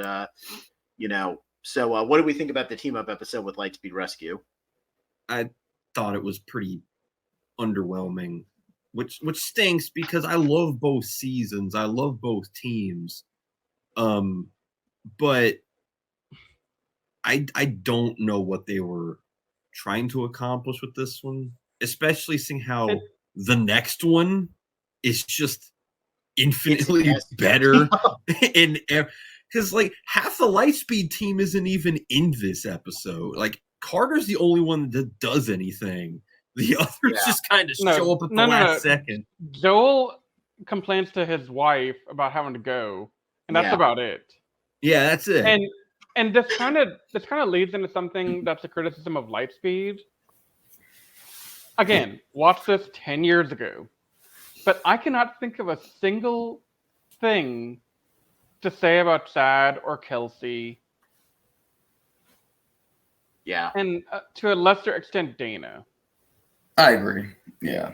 Like I like Dana. Carter, I just feel like I like Dana. Dana Yeah, was like definitely. I feel like she should have had a more prominent role in the series, even though I do like her a lot. Yeah, no, and that's the problem, is that Dana didn't have a big role. She should have, but given how she was the daughter of the commander, I feel like they should have made her.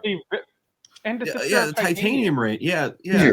She was caught in the middle of some pretty big stuff in the themes of the season, but she ended up feeling undercooked. I feel like they should have made her the de facto leader of that team. Now that I think about it, if you want a perfect encapsulation of like how rushed the episode is, just before the final morph, like you have the core 5 Time Force Rangers, and you have the core 5 Lightspeed Rangers, and they're all here ready to fight. And then Ransik is all like 10 Rangers, no problem. And then here comes Eric right out of nowhere, and he just has Ryan with them. Look who I found! No. Look who I found on the interstate on my drive over here. Could you imagine like Ryan just trying like to get a hitchhike, and then obviously he's like, "Hey, where are you going?" "I'm going to a Ranger battle." "Me too. Get in." And they both have sunglasses on, going down the interstate, listening to. We're fighting Ransik. But I think the thing that really sums up this team up episode is when they went to kill the super demon and they just go pew, and he's just completely vaporized. What happened? And I think another like funny part, like that's pretty bad editing, honestly. So you get the part just before they finish off the super demon. So we have Lucas, Trip, Katie, and Jen, the core 5 minus Wes. They're like flipping, to go and finish off the last of Vipra's little warriors. They play the audio of like people doing battle cries over them. Here's the thing, and you can tell, and I can tell because Chad has Chad is a lot like Tommy. He has a very distinct type of battle cry. if you listen, and Lucas is the big dead giveaway. When Lucas, Katie, Trip, and Jen are flipping, those aren't their voices. That's Chad, Dana, Kelsey, and Joel. Because I don't remember Lucas ever flipping with one that goes like "yacht" or something like that. So Yeah. that's horrible editing. Yeah. Yeah, I'm sorry. Chad is one of those battle cries that you can always recognize because he always sounds like he's about to sneeze or something like. I think he's doing. I think he's got like. I think he's making like taekwondo. Because I think. Yeah, it's similar to what Tommy does with uyas and stuff. Yeah, didn't they mention that he was like a black belt or something? Yeah. Mm-hmm. In an offhand episode or something. I don't remember much about Chad. Yeah. And also, writers, you wrote Lightspeed Rescue. Shouldn't you be aware that Vipera's body got absorbed into Queen Banshira? So how does she? How would she have a grave? The ground. Yeah, I know. Who would bury her then? I know. Why did they give her a proper burial? And again, I mean, who would give her a proper burial? Like, no one knows she died except for freaking Queen Banshira and Jindrax. No, Jinx. I mean, what? Who has it? Did I say Jindrax? Jinxer. I'm sorry. I said I was thinking of Jinxer, but I said Jindrax by mistake. Their names sound similar. Speaking of Jinxer, I mean, I know that. Technically, you would be kind of copying the plot of the Time Ranger versus Go-Go 5 team-up movie, but here's the thing. I mean, you can get away with having Jinxer still be alive because the way he was supposedly destroyed is he went down with the Omega Megazord. So, I mean, you could get away with saying he survived that. He could have just crawled out the Zord like months later after hiding. He's like, I'm alive. I'm alive. Yes. I mean, that's essentially what happened with. Anthony, are you sure you didn't voice Jinxer? That was perfect. I know, right? That's essentially what happened. That's exactly what happened to Akamaru and Shinkenger. He survived the recession of the Sanji River and then came back later in the Dosager movie. They could have just done that, but and the funny thing is that the suit for the super demon that they use is like it's taken directly from the Go-Go 5 versus Time Ranger movie where it's like a mix between Jinxer's counterpart and like the Londar's monster of the day.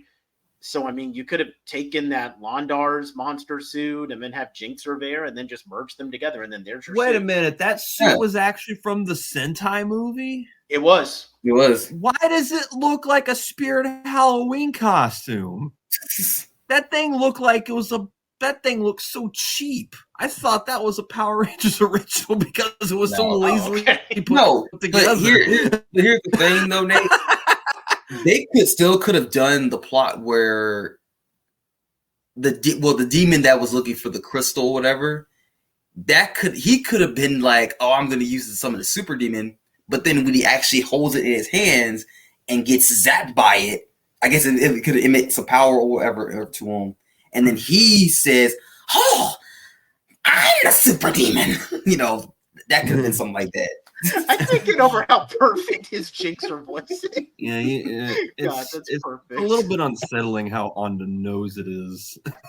I literally just tried the voice out literally just now, so it just came to me like just I wonder how I watch how Jinxer sounds, and it just sounds like okay. I'm doing another impression of him because like I have to. Please don't. You must obey. You must obey. He sounds like what's his name from Resident Evil 4? Salazar? The little Oh yeah. What are you talking about? That sounds just like Salazar from RE4. Okay, yeah. Sorry about that. Sorry, Riz. Let's go. What do we want to give the team up episode out of 10, and that'll wrap it up? I'm gonna give it a 6. It's a 5. It's one of the weakest ones. I'm gonna give it a 5 too. Yeah, it's not the weakest, but it's definitely kind of weak. Yeah, it would have been lower, but I can't do my ball card like that. All right, let's move on to the main course here.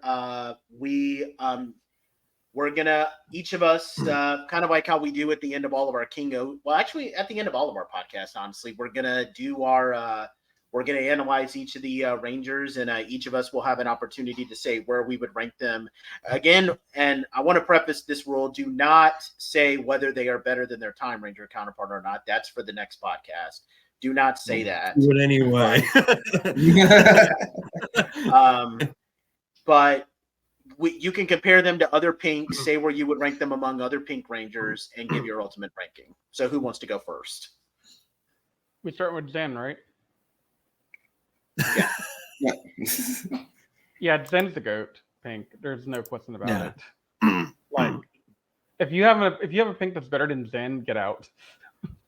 Okay, honestly, if people want to say that Kimberly is better than Jen, like, you might be pushing it a little bit, but no, that's the Mighty Morphin There's- fanboy talking. there's Kimberly only- does have a legitimate character. Oh no, Kimberly's a great character, but she's nowhere near Zen. There's only one pink that I say that if you said he was better than Jen, I would let it slide, and that'd be Amelia. Yeah, I would That's say the that's only fair one I statement. would accept, but I still think she's number 2 behind Jen. Yeah, I think it would be Zen, Amelia, then Kim. What? Okay, then yeah, Kuro would be Shelby. number 4. Kuro would I probably would be put number 4. Shelby. I'd put Shelby And at 3, to be the- honest with you. So my Kimberly at 3 is my Mighty Morphin bias showing through.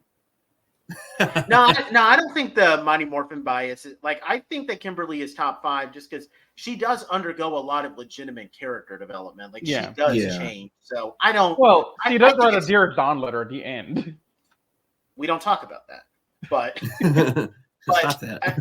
Honestly, I don't think that you need MMPR bias to say that Kimberly is a top 5 pink. Yeah. But yes, Jen is number 1. Yeah. Mhm. And also, Corone is only pink for like half a season. If even that. Like the last 10 quarter. episodes. Or something. But I still think she. I don't think she deserves recognition as a pink for that. More so as like a redeemed villain. Agreed. Yeah. But that also adds to Nate's point that Astronum is the best villain in the series because she goes full circle and becomes a legitimately good Pink Ranger. Yeah. All right, what about Wes? Oddly enough, we haven't really talked about Wes's character that much. So I'm going to save a lot of my Wes talk for the verses, but I do want to say that in terms of other Reds, I have gone back and forth for something like 10, 15 years about my placement of Red because I couldn't decide between Andros and Wes. If you asked me today, Andros and Wes, and if you'd asked me yesterday, I'll give you 2 different answers because I don't know.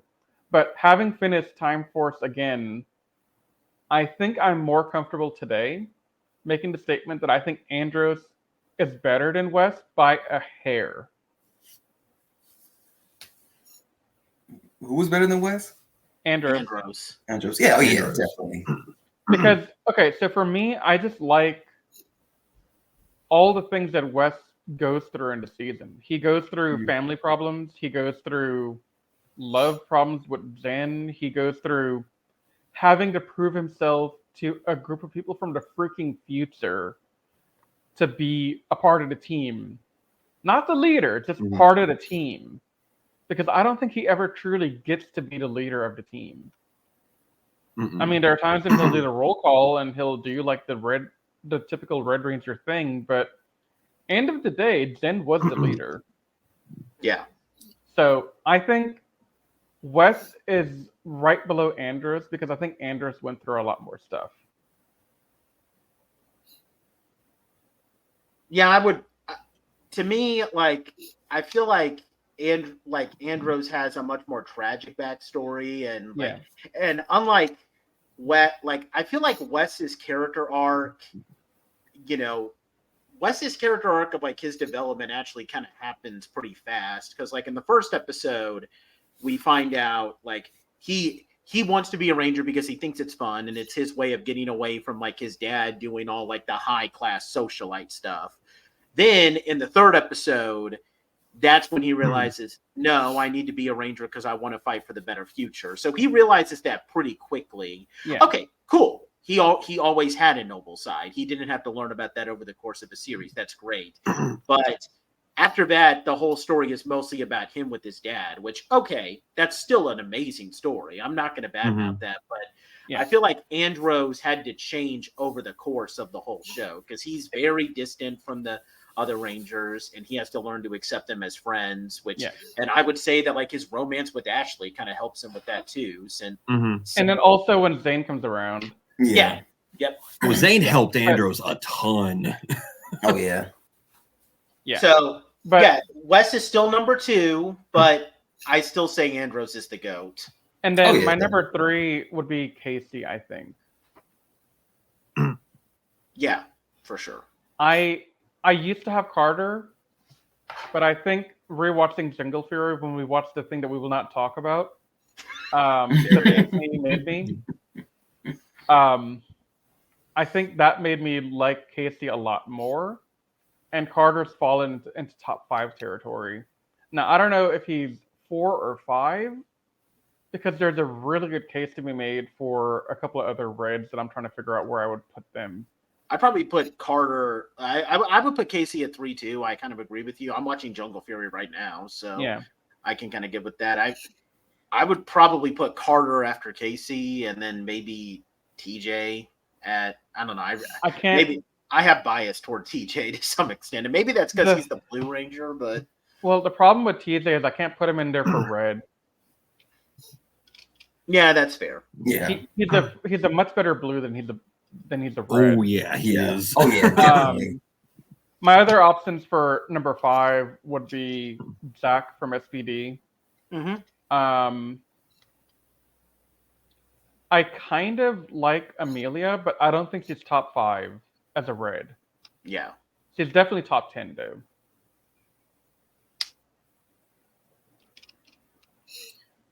Patrick, Anthony, want to give any comments on? Oh, sorry, Riz. No, I was going to say, I'll have a better top 5 once I rewatch SPD.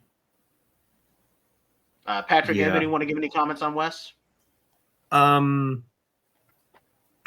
agree with the most part of what you guys said, but I think to really give my full opinion on Wes, we need to wait until I can fully talk about Tatsuya as well. Yeah. Because there's some things that I think the story benefits Tatsuya a little bit better, but I'll save that when I get to it. But I agree with you that Andros is number 1. He's just my favorite Ranger of all time, like in terms of Power Rangers as a whole. But saying that he's number 2, honestly, I don't know if I want to agree with that anymore. Because who would you put for number 2? I'm gonna go bold, and it's mostly because I think that this is probably one of the most underrated Red Rangers in the whole series, and that's Jack. I love Jack as a character way more than a lot of other people are willing to give him credit for. He gets brought into the police. He gets brought into Space Patrol Delta kind of against his will, but doesn't really waver his ideals very much. And his whole dynamic with Sky is probably the best Red-Blue Ranger dynamic in the entire series. I'll say that much. And then maybe Casey 3 and then Wes 4. And then either Carter or Zato at 5. Yeah, I would that probably interesting. Probably do something along that line. Because honestly, like after rewatching Time Force now, a lot of outside of Jen and Eric, I think my opinions on just about everything else on the series has dipped a little bit, including Wes. I like him as a character still. He's still like an S tier Red Ranger, but I don't know. There's just something about how the story wrote him that soured me on him a little bit, and I'll get into that when we get to the versus video. Yeah, I'm curious to see that part now. Yeah. Anthony, what you want to give your 2 cents on Wes? Oh yeah, definitely a top 5 for me. If I were to rank him, really, I would rank him. I rank him 4, honestly. Who would you put ahead of him? Oh, first off, Andros. Yeah, He's number we one. can all agree that Yeah. Andros is Unanimous number 1. Yeah, and I know it's gonna be biased because this is me, and Carl's my number 2. So obviously, I'm not putting him at 3. I'm not putting him at 4. I'm not putting him at 5. He's gonna be a top 2. I'm sorry. I have personal reasons why he's my favorite. Well, aside from me meeting him is one, of course, and of course I did like his character in the show. So sue me anyway. Number 3 is actually Casey. Yeah, I think Casey is a fair character to say is better than Wes. Yeah. It's a coin toss for me on that one, but I think Wes has a little bit more backstory. If we didn't have the writer's strike happening during Jungle Fury, Casey would probably be giving Andros a run for the money. But Yeah. the writer's strike kind of ruined a lot of that. Yeah. Yeah, and it's crazy that given that same circumstances, I still think Casey has the second most growth behind Andros in terms of Red Ranger character development. So okay, let's move on to a character that this will be pretty easy to talk about. Lucas, our Blue Ranger. Mid. Yeah. Worst character in the series. Worst Ranger of the season. Yeah. I'm just gonna say that. Yeah, he's not a great character. No. In terms of the other 6 characters, he's not a great character. In terms of the franchise, he's mid. Yeah. He's painfully average. Yeah. He doesn't really have a lot of depth to him. He's kind of just a playboy type character, but he doesn't really do a lot of like the dating thing or the flirting with girls thing. He's kind of looks in the mirror and says, "Man, I got a nice suit." Yeah, Riz, earlier you were saying that like Dominic in Jungle Fury is just there to fill the Geki Chopper suit. Here, Lucas is just there to fill 100%. the Time Blue suit. Oh yeah. Except I would say it's even more extreme than Dominic, since Dominic at least had a funny moment here and there. Yeah. But yeah, I have nothing else to say on Lucas. Do y'all? There's nothing to say. No, I'm good on that. So Katie? He's got one character trait and they don't deviate from it. that's All right, let's move on to Katie, our Yellow Ranger. Who wants to go first? I love her personality, and I hate that they didn't do anything more with her because there was ground for her to be the best Yellow Ranger in the series, but they did nothing with her because she honestly, I'm not going to use this as a versus thing, but I'm going to use this as an example. Because the whole Domon missing his family thing could have applied to her incredibly well. And because she's shown that she was very, close to her family and everything, if they gave her like homesickness or just anything like that and have used that as like her drive to either be hesitant or motivated or just anything like that, given her personality and her like expressiveness, she could have been like a top 3 Yellow Ranger in the series easily, maybe even number 1. But as it stands, she's all personality and nothing else, which upsets me.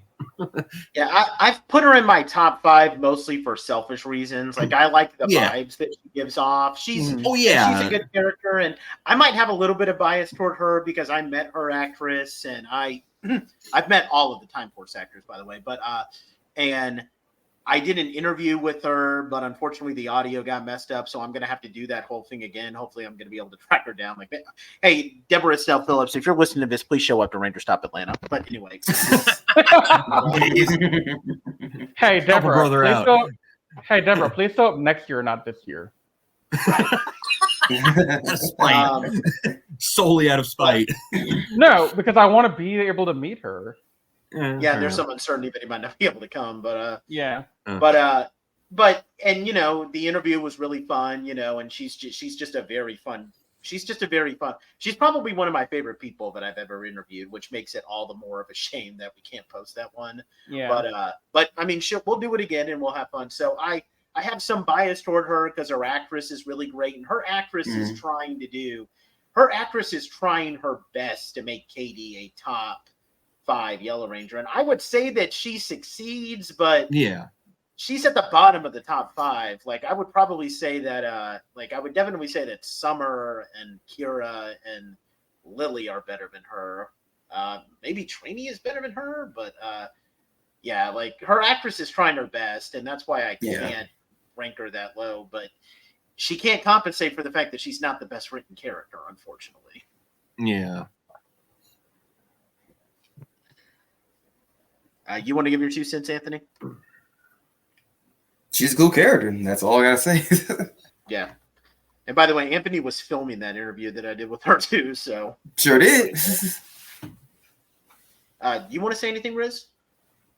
I mean, there's not a lot to say about her that Patrick didn't say in that first sentence he made of Katie is an awesome character in terms of personality and spirit, but they severely underutilized her. Yeah. Yeah. They Beyond gave that, I her have nothing else I can say. they gave her any depth. She's incredible. Yeah, she could Because be competing with she's Kira got and Lily. all the personality in the world. And I adore her for that. I really wish that they ran the running gag of her hugging people, not realizing her own strength and almost suffocating people. Like they do that maybe once every couple of episodes. I wish that happened in like almost every episode. That would have been was an incredible hilarious. running gag. That would have been an incredible running gag throughout the show. Yeah. All right, let's move on to our Green Ranger Trip. What do we want to say about Trip, guys? Okay. I'm going to copy and paste what we said in the last Time Ranger podcast, even though we didn't. I just want to take Trip out for lunch and just hang with the dude. Same. Yeah. That's literally all I can say about him. He is basically Sion. Yeah, I think that's fair.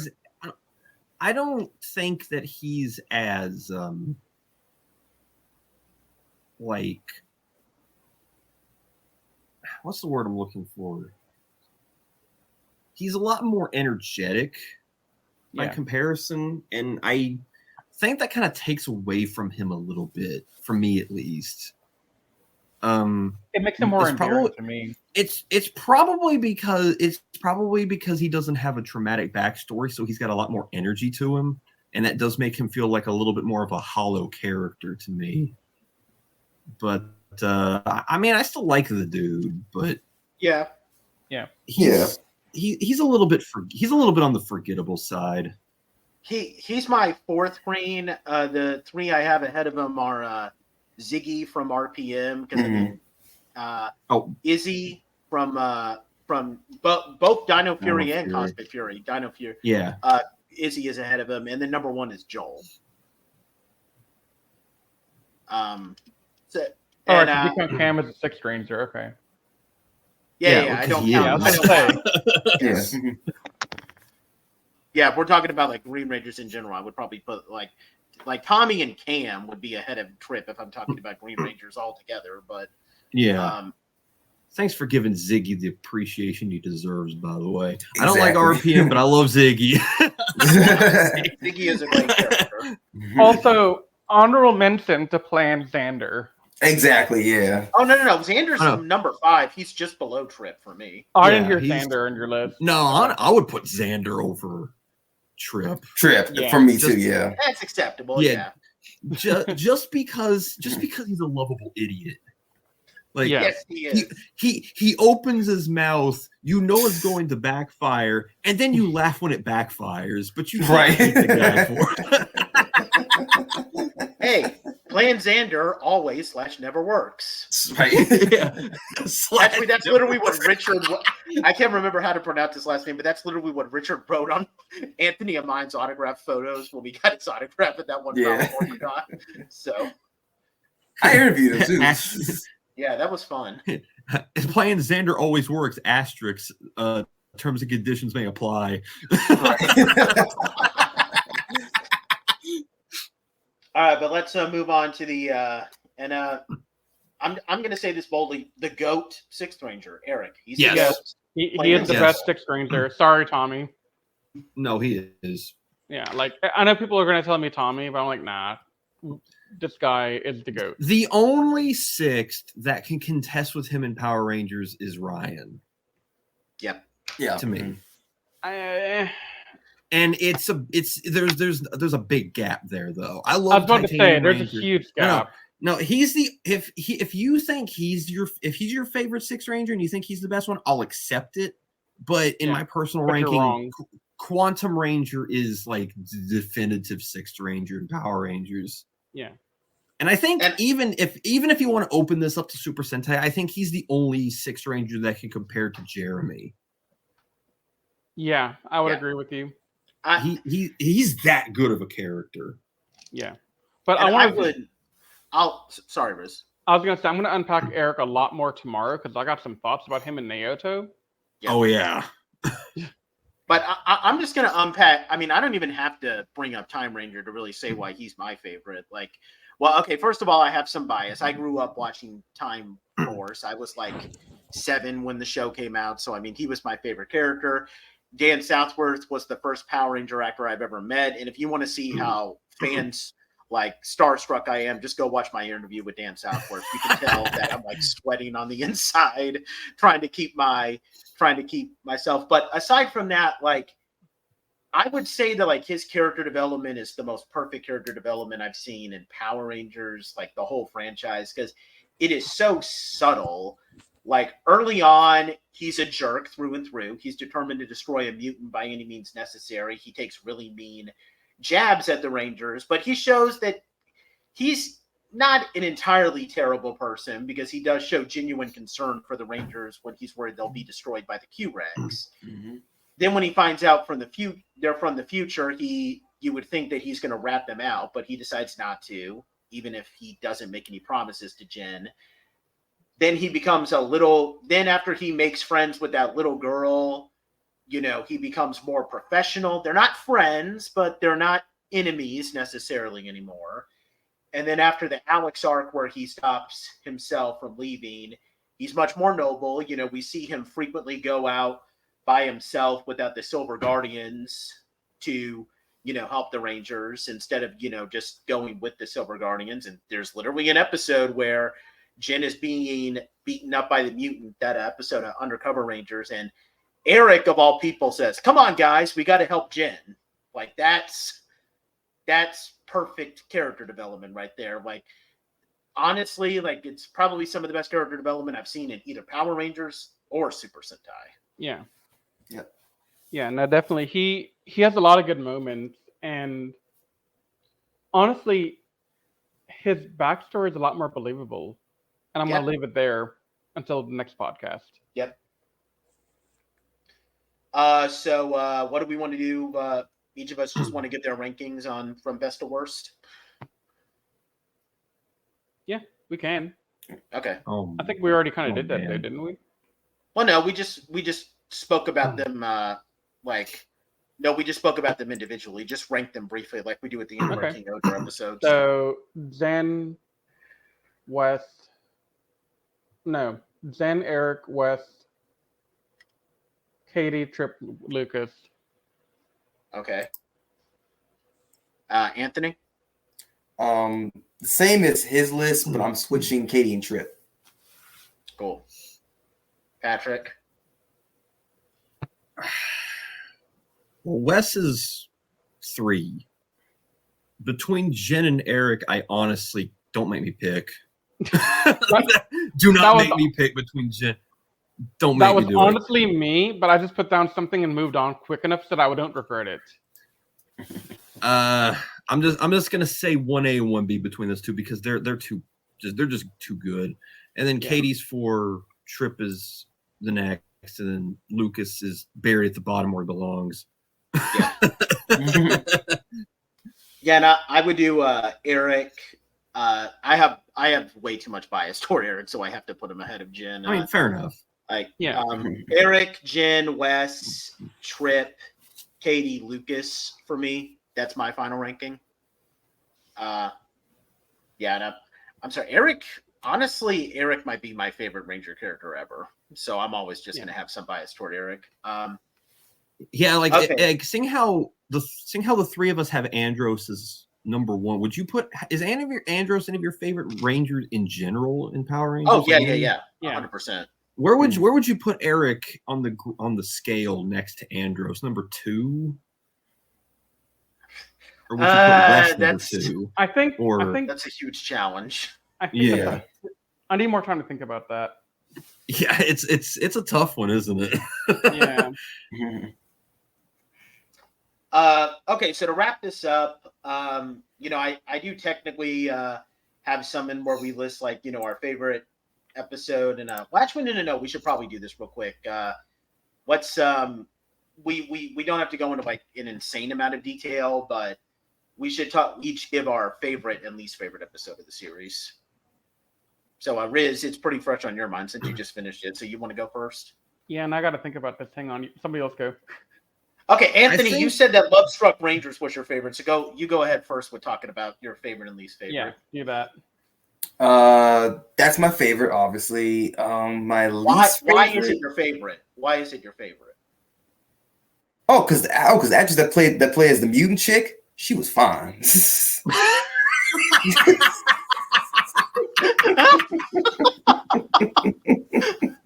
I mean, I'm just saying. Like, I wish I was one of the guys. I could. Man, just stop being horny on Maine. This isn't the place for that. You can't make me.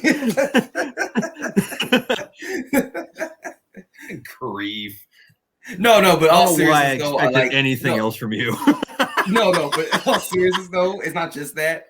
I did like the idea of Ransik actually cutting the team's dynamics in half by just having the guys get all horned out over that chick or whatever, and then the girls had to try to fight against Ransik, knowing full well they can't really fight him as well with just the two of them. Even though Eric could have been there, but whatever. I'll give props to Ransik for understanding the power of sex appeal. Yeah. I'm going to weaponize this. What's your least favorite episode, though, Anthony? I don't know, really. I could think of maybe one that. No, let me think. Hold on, this is my. I can give my favorite while he does that. Yeah, go ahead. Yeah, you can go ahead. So I kind of have to give 2 as a seat because they kind of go together too well for me to pick one of them. So episode 29 and 30, Fight Against Fate and Destiny Defeated. Those 2 are pretty awesome to me because it really kind of gives Wes a lot of closure with his dad, to kind of wrap up part of that storyline and enter the next phase of it. And just that build up, like I mentioned earlier, the scene where Wes is in the hospital crying on the bed where his dad was laying before, that hits me on a very personal level, partly because of my own family trauma, but just in general, that hit. So that's my favorite. I would agree with you on that one. That, especially after having seen this show's counterpart, that episode really shines. Yeah, a lot more. Now, one of my least favorite episodes, and I can't give it a lot of detail here because it plays into our verses, but Trip Takes a Stand bugs me. Okay. Oh, it does? We can talk about that in the next one if you can't talk about it without. I can't talk about what I'm talking about Sion, so. Okay. I can say what my least favorite one is. What's The that? Clock Tower episode. You know the one. Legend of the Clock Oh, Tower. Legend of yeah. Clock Yeah. Tower. Yeah. I can see that for you. Yeah. What about you, Patrick? What's your favorite episode? Well, I share Riz's sentiment Okay. a lot. But my least favorite episode, if I wanted to go into it, just because it's not necessarily a bad two-parter, but I find it to be just an immense waste of potential, and that's the Movie movie Madness? two-parter. Yeah, Yeah, I the knew- movie two-parter. Yeah. That episode had so much time dedicated to it and resulted in nothing. And Yeah. they It was could also have done confusing. like they could have done a lot of character moments for everybody in that, but it was just Yeah, like, it's not bad. It's just mindless fun. I mean, Yeah. which Yeah, I'm cool but with that. but I'm going to go back to Zoo Ranger. I hate wasted potential, and that's what I that know. two-parter was it wasted potential, and it drove me crazy. Yeah, like let's just put the Rangers in movies and let's put Ransik in a Mad Max uniform because get it? Vernon Wells was in Mad That's Max. literally all that two-parter was. That's literally all that two-parter was there to do, was to be a Building for big that. Mad Max reference. Get it? Vernon Wells was Yeah. in Mad Max, so we're gonna put him in this costume. Haha. Yeah, I kind of agree with what Lane Cara said, and I thought his more prominent role was in Commando because that movie is stupid. Oh yeah, that movie is stupid, but If you've I ever love seen that movie. But it's one of those so bad you can't help but love it movies like Jingle All the Way or anything it's a typical Arnold Schwarzenegger was in. Schwarzenegger movie. You already know my least favorite episode, Nadira's Dream Day, but I've gone into detail why. I don't mind the mindless comic relief antics. I just hate the timing of the episode and how it was a wasted potential thing. Yeah, I sympathize with you. I mean, honestly, Riz saying that he just found it funny, that doesn't bother me because I thought it was funny. I just thought it was a wasted episode. For my favorite episode, without any doubt, it's Quantum Secrets, the episode where Eric gets his mega battle, just because, like, it expands on Eric's character arc perfectly. Like, we're shown that he lives in a rundown house and he only has, like, 2 pet birds to keep him company. And it's shown that, like, he really isn't a jerk. He's just lonely and he's only able to really be himself because around his birds because they're animals and animals don't care if he's this poor guy living in a ghetto house or not. And then, the fact that he doesn't want to rat out the Rangers shows that he does ultimately acknowledge the importance of their secret, even though they're not friends. And honestly, that ending where the little girl is befriending him and we see Wes watching him and like just driving away, like that scene packed with the music just touches me in a way that's like a Power Rangers episode just has. And I can't explain how. It's just, I always love the ending of that episode. Almost to the point where I sometimes half the time forget that Eric's mega battle debuts in this episode because all of his character stuff is what You know what? I have another favorite episode of mine that I really, really do like.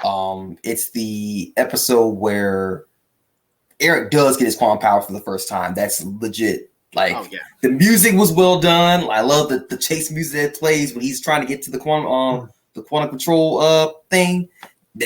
Hands down, best episode. Yeah, because someone release Eric's Quantum Ranger theme in its raw form because I want to listen to that song so bad. Same. And honestly, I'll give it props because I think it improved on his entrance theme from Time Fire, because when he was tapping the Quantum Defender against his wrist, they played up like the clock hand ticking sound with like heavy emphasis. And that just made it seem a lot more like, oh, this dude's gonna mess people up. Yeah. His introduction was a lot more intense because of it. Yeah. So okay, then to just wrap this up, let's give each of us give our closing thoughts and our final grade out of 10 for Time Force. Who wants to go first? it's still a top 3 Power Ranger season to me. I mean, I've probably been a little, come off as a little bit harsh in this review, but I've started noticing a lot more issues with this season, like as time goes on and the more I watch it and stuff. But I'm not going to deny the quality that the season has to it.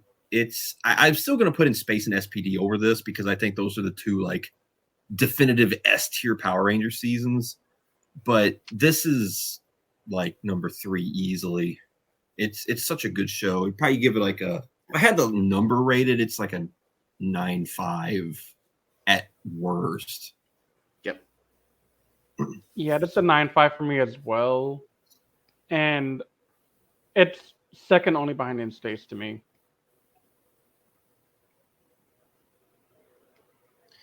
And Anthony, you want to give yours?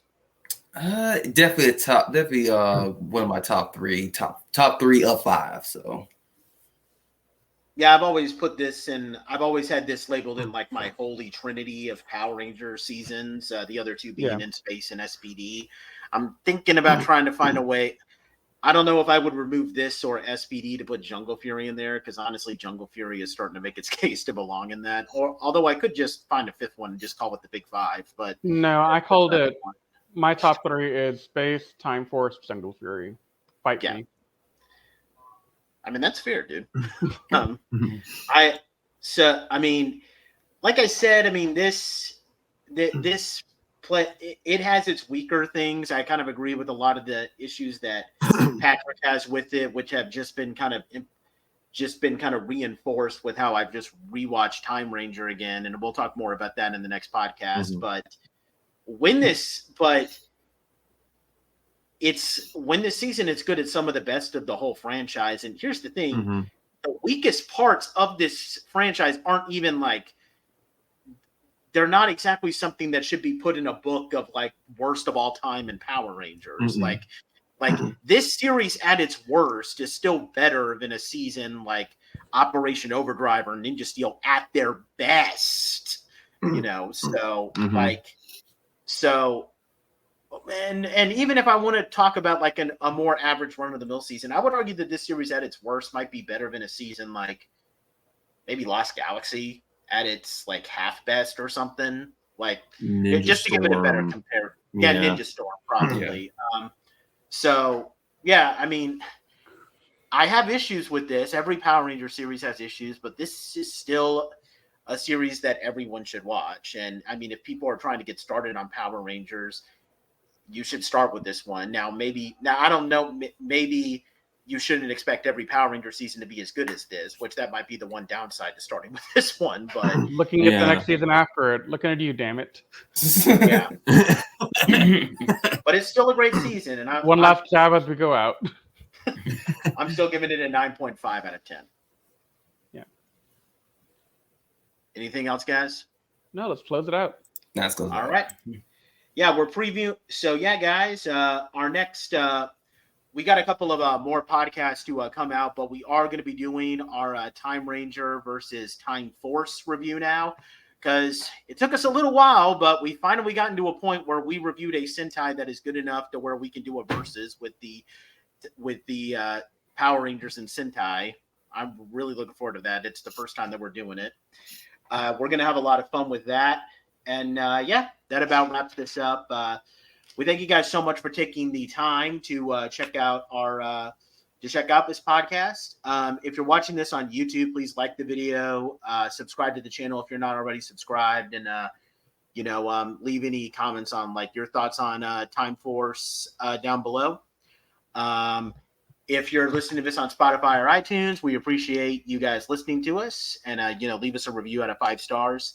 And check us out at animesecrets.org. You can give us commentary on that. Reach out to us through email. And you can also check out our other podcasts, Animated Classified and Jedi Squadron. And that about wraps this up. We'll see you guys next time in our next podcast. And we thank you guys so much for taking the time to listen to us. And we'll see you next time. But until that time, you guys stay safe. We love you. And may the power protect you.